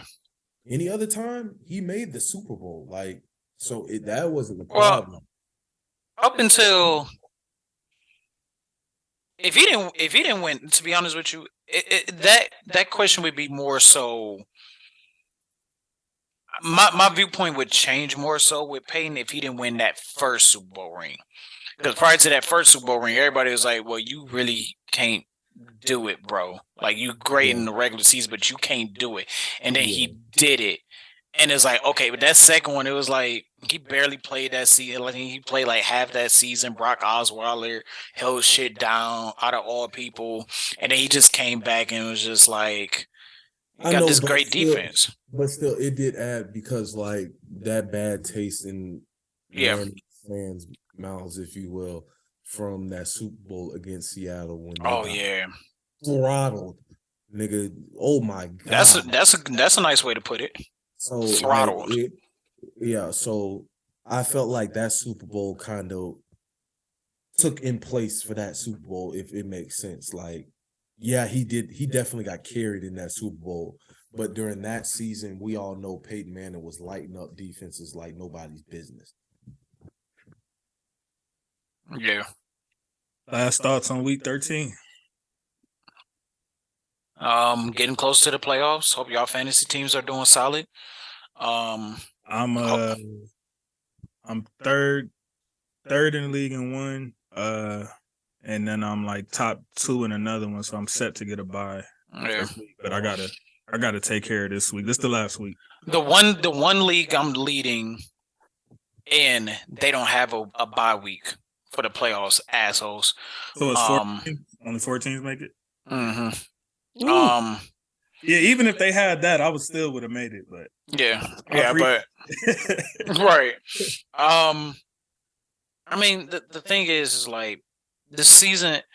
I'm very curious what the NFC is going to be looking like more than the AFC. Like, I think the AFC, like outside of a couple division changes, which I think the AFC North is going to change. Like, to me, I think the AFC East is pretty much set in stone as long as Buffalo keeps winning, which I think they will. Obviously, the AFC West is set in stone to me. The AFC South, just because how weak the rest of the division is. I think the wild cards stay about the same. There's going to be a few changes, but that NFC, as quote unquote compared to the AFC, as bad as it is, it's still interesting because I can see the entire NFC East taking over and winning, and everybody in the NFC East winning the division. But then you got to also watch out for the Lions and stuff like that as well. And it seemed like the Packers are starting to like slowly creep in as well. So it's kind of like it's interesting to see what's going to happen in these next few weeks and how things are going to shape up to be. But this is where you're going to find out who your real motherfucking teams are. Ain't no more mediocre bullshit. Ain't no more ups and downs. This is where motherfuckers, all right, we're making this playoff push. And it's a possibility. I think the Giants are going to go on a downslide. Like, I know I just said that. They just lost back to back, right? Yeah, well, not back to back because they got the tie. And I know I just said because one half of me believes that the entire NFC East can make it, and then it's that small inkling that's just like, okay, the Giants' time is up. I think the Jets are legit as long as Mike White is the quarterback. If he gets hurt, they're fucked. But as long as Mike White plays, I think they still can make it without him, but they're not gonna do nothing. No, but that's why I said they're fucked. You know, because Wilson was getting carried, so I mean it's possible. But that Jets team, I had my doubts about them for the longest. They're legit, and the Vikings are legit too. I think people need to give the Vikings their fucking credit. I'm gonna tell you this. Saying that, bro. Nah, the Vikings are legit, bro. I'm sorry. Like they had that bad game against Dallas, but look what they did against New England. Look what they did against the Jets. I mean, the Jets were absolutely smothering a high-power passing offense in the league, and they still found ways to win the game. We don't see Kirk Cousins win these type of games. We don't see the Vikings win these type of games. The Vikings is very intriguing on how this season's gonna play out for them, and I think, what was that, 2 weeks ago, you asked me, or you asked us all who we believe is going to go to the Super Bowl. They're leading the division, but nobody is talking about how the Vikings can make a fucking run here. I think the Vikings can make a run. I think the Vikings is low-key the dark horse of this entire NFC. Everybody's giving the Eagles praises. I'm not sold on the Eagles. I'm just not. I wouldn't say necessarily dark horse. I'm sold on the Eagles because of the talent they added at the trade. They got talent. Don't get me wrong, but the schedule is just too easy for me to believe it. It just is. And if they run into they beat the team that you do believe in, which is the Vikings. That's what I'm saying. They beat the Vikings. No, they beat the Vikings. But this is what I was just about to say. This is exactly my bad, Isaiah. But this is exactly what I was just about to say. if they run into this Vikings team, because I think that this Vikings team is better than what they were in week 2. They run into this Vikings team with all the momentum they got and all the faith and confidence that they can beat anybody. They're gonna have fucking problems. The Eagles are gonna have massive problems if they face the Vikings, because we sit up here and act like that Vikings game was a complete ass whooping and it was a complete blowout. Oh no, I was a bomb. I was watching that. Right. But that nigga Slay was in he Gardner. was. They was like Jefferson wasn't doing spit that game. Right. And that's what. And another thing is what you saying, like the same team that throttled the fucking Vikings and the Cowboys, the Eagles beat them too. Right. And don't get me wrong, they had Cooper Rush and all, but everybody was saying, "Oh, Cooper Rush." That's the thing with the Eagles is that people are saying like they didn't have Dak yet, so we gonna see. I just feel like that's bullshit because it's just like everybody was dick riding Cooper Rush. They were dick riding Cooper Rush when he until he lost. Yeah, but to me, with the Jets being a top 5 passing defense in the league, or top 10, excuse me, to me, I think this is where the Vikings finally realize, like, oh, we don't have to be this air raid attack to beat the teams that shut us down, like the Cowboys, like the Eagles, where they shut down our passing attack and we kind of look lost in the wind. This is kind of like that. This Jets game for the Vikings was that oh shit moment for the Vikings. That's what I personally believe. That's what I personally think. I think it was that oh shit, we know how to win games without throwing it to Justin Jefferson 35 times a game, without having to rely on Adam Thielen and TJ Hawkinson. I mean, my God, that was an underrated grab. I mean, my goodness. I mean, this Vikings team, man, it's something about this Vikings team that's making me believe them. And I could be wrong. And I'm hoping I'm not wrong because I like this team. But it's that Jets game kind of showed me something about the Vikings that they haven't showed in years past. And they've had a lot of talent in the past few years. Well, the Celtics. Isaiah, week 13 thoughts? The Raiders finally fucking playing football. Josh McDaniels, I guess the fire McDaniels train has been slightly put on, slowed down. Let's say that.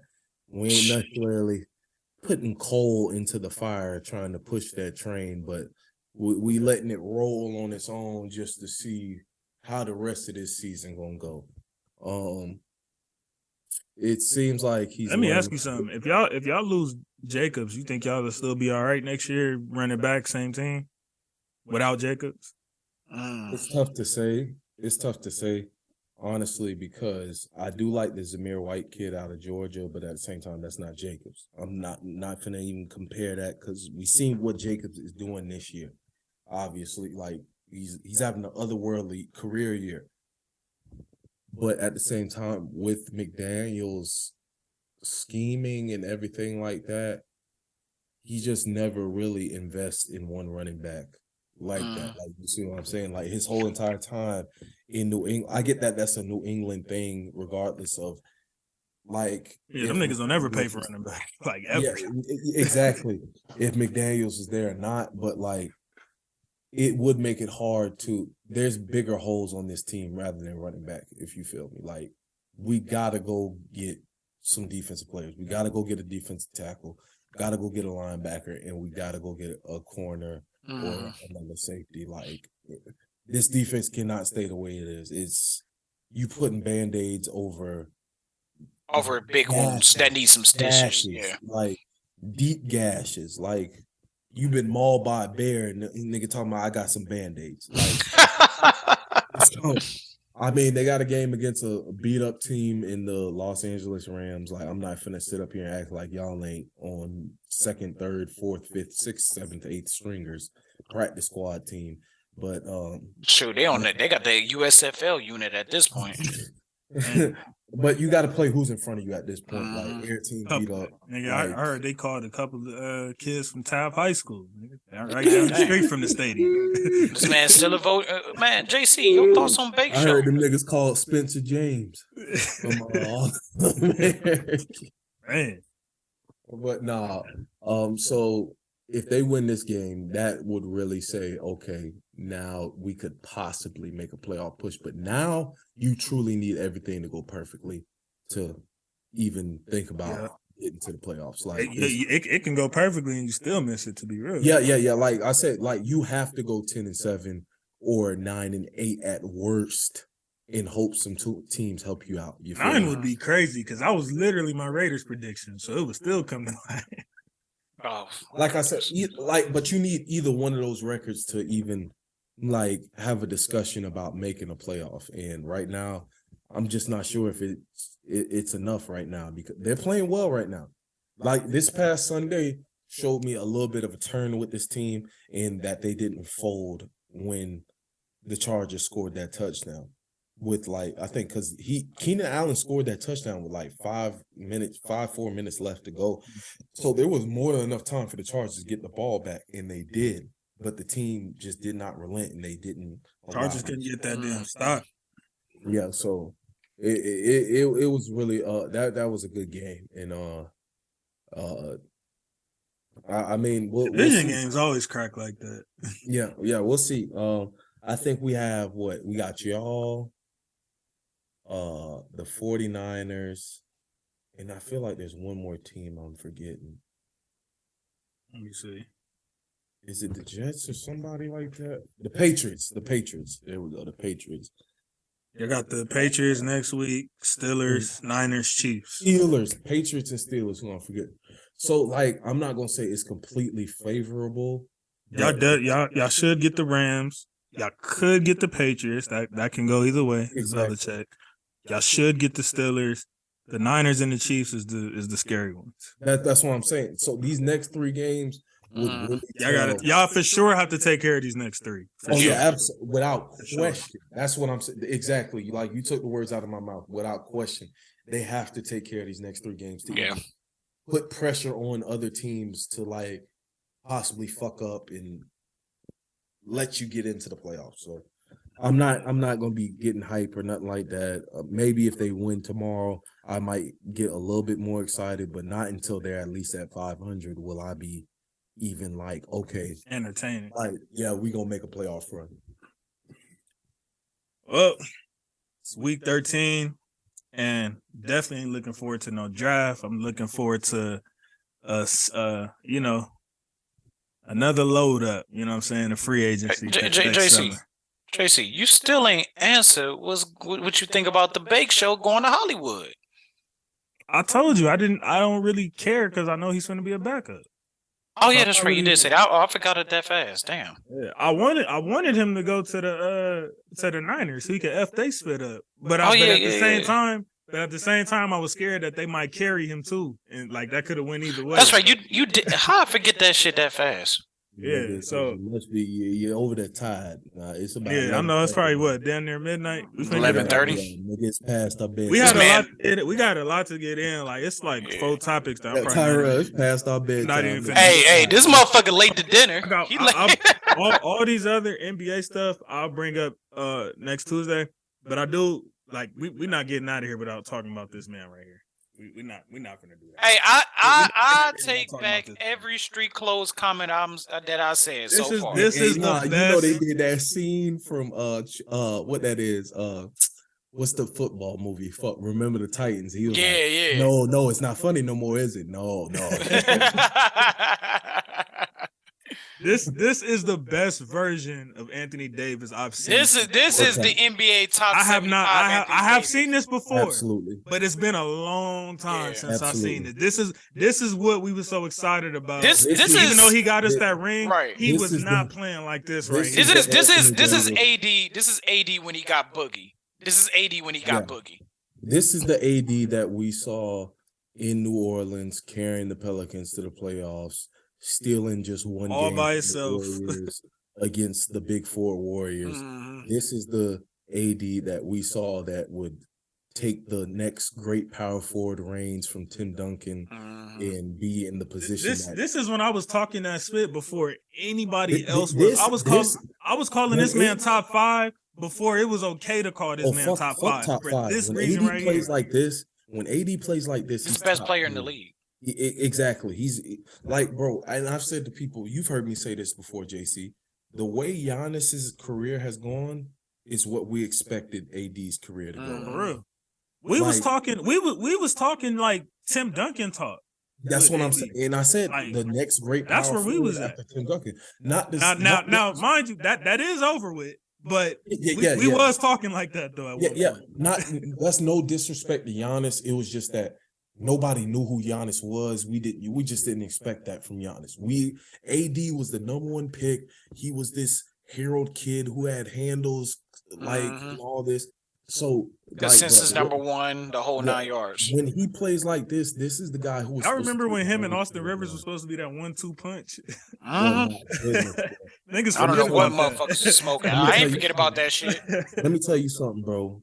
Austin Rivers, because I lived here in Florida, and he was up the road at Winter Park, Orlando area, and he came to Jacksonville and played a game against First Coast one year. When I tell you he was must see TV. Even though, obviously he wasn't on TV, but bro, he shut down all of Jacksonville. Like the whole city was at First Coast High School trying to get in the game to get a glimpse at this kid, bro. Austin Rivers was supposed to, bro. I'm not gonna lie. We thought New Orleans had turned They just got Anthony Davis and Austin Rivers. That's gonna be one of the greatest 1-2 punches for years to come. That's right. Magic snapped a 9-game losing streak. They snapped it tonight. Orlando was winning for a minute though. That's why they snapped it. That he said number one earlier. Oh goddamn, Boston, you ain't got to whoop the Suns like that. Yeah. I watched my nigga Bol go coast to coast with the basketball and dunk that bitch. But all right, last thing. So did y'all hear the Lamar Odom comments though, where he said he feels AD is more skilled than Giannis? With AD playing like this, yeah. But hold on, Lamar Odom is more skilled than Shaq, but that don't mean shit. Yeah, he's not better than okay. You saying it's not better? Gotcha. Yeah, that don't mean shit. Yeah. Just because he can do, because that's what I'm saying. We all know on the basketball court, as far as things he can do, Lamar Odom can do more things. But motherfucker, if you said Lamar Odom or Shaq, what nigga? Give me Shaq. Sorry, these past, like I said, when Giannis was winning MVP and taking the team to the finals and shit, and got that 50-piece nugget in the finals, bro, there was no way in this world you were gonna tell me anybody but Giannis Antetokounmpo was the best player in the NBA during those 2 years. Oh, shout out to the Suns getting Kardashian curse right now. CP Alpha Kim K got 4 points on 22 minutes. So shout out to him. Losing by 40. Bro, it's bad, bro. This shit is. I got it on the TV right now, and I just looked up, bro. They losing. That's why I said, goddamn, Boston, they got to do that, boy. I'm gonna save the rest of the NBA stuff for next week because I think we getting around. Yeah, because I got some shit to say about the Ime Udoka and Nia Long situation. One last thing before we go. That's over with. Udoka's no, she did an interview. She did an interview. No, she did the interview. And black man. No, he ain't fumbling. She's still living in that house. F out of here. What you mean? She just left, nigga. You ain't read the reports? She out. I read her People's Magazine. He fumbled Nia Long, nigga. You the biggest bozo in world history, nigga. F out of here. Can I say one last thing before we go? To the Anti-Defamation League, to everybody who was outraged by what Kyrie had tweeted, you're not outraged about Amazon saying they will keep the a whole sermon, boy. Preach, motherfuckers. Preach. I just seen that shit too. You sons of bitches ain't said shit. I ain't seen that shit. They said we ain't removing nothing, nigga. What you talking about? Like, you know how much money this made us? Thank you. And then my thing is, so I'm just trying to figure out, so why is that acceptable? But Kyrie just tweeting it out is completely unacceptable, and he has to lose. Yeah, he didn't say nothing, bro. Followers. He didn't say a word. That's what I'm saying. And why is it acceptable that he has to lose everything that he's ever worked for and owned? But Amazon just walks. Hey, Isaiah. I ain't heard no. Hold on, Isaiah, real quick. You know why, nigga. Yeah. Of course, I'm asking a rhetorical question. Absolutely. But you know why I'm asking a rhetorical question. Yeah. I haven't seen no boycott Amazon, shop at small businesses. I haven't seen any of that bullshit. So, so right now, from my viewpoint, like I said, unless there's some outrage coming that y'all are finna boycott Amazon and Jeff Bezos or some shit, which I doubt. But if it until that comes, right now it's looking like your outrage towards Kyrie was very fake and unwarranted. And I'm gonna need that shit to stop and cease immediately. Thank you, the black community, motherfuckers. Preach. All right, thank y'all for tuning in, man. Episode 34 in the books. Me and my brothers finally linked up again. Sorry that we missed y'all last week. We had unforeseen circumstances. That wasn't JT's fault, by the way. Yeah, it was, nigga. It was your fault, JT's nigga. fault. Ain't nobody trying to hear that. 110% your fault. Again, thank y'all for tuning in. Make sure I continue to get them streams up, them YouTube views up. Like, comment, share, subscribe. Let's take this to the furthest extent. You can catch us on all major directories. Just type in All Grind Sports Show, and we should pop up for you. We'll be back Tuesday. We might even be going live tomorrow. If these niggas is still up, they trying to act like they tough talk right now. But it's gonna be 1 a.m. when that game is over. So we'll see. I'm gonna be up after But that. I'll be up. Man. Thank y'all for tuning in. Go Dodgers, go Rams, go Lakers, all that good shit. Peace. See y'all later. Alex. Later. Alex. Later. Alex. Later. Alex. Later. Alex. Later. Alex. Later. Alex.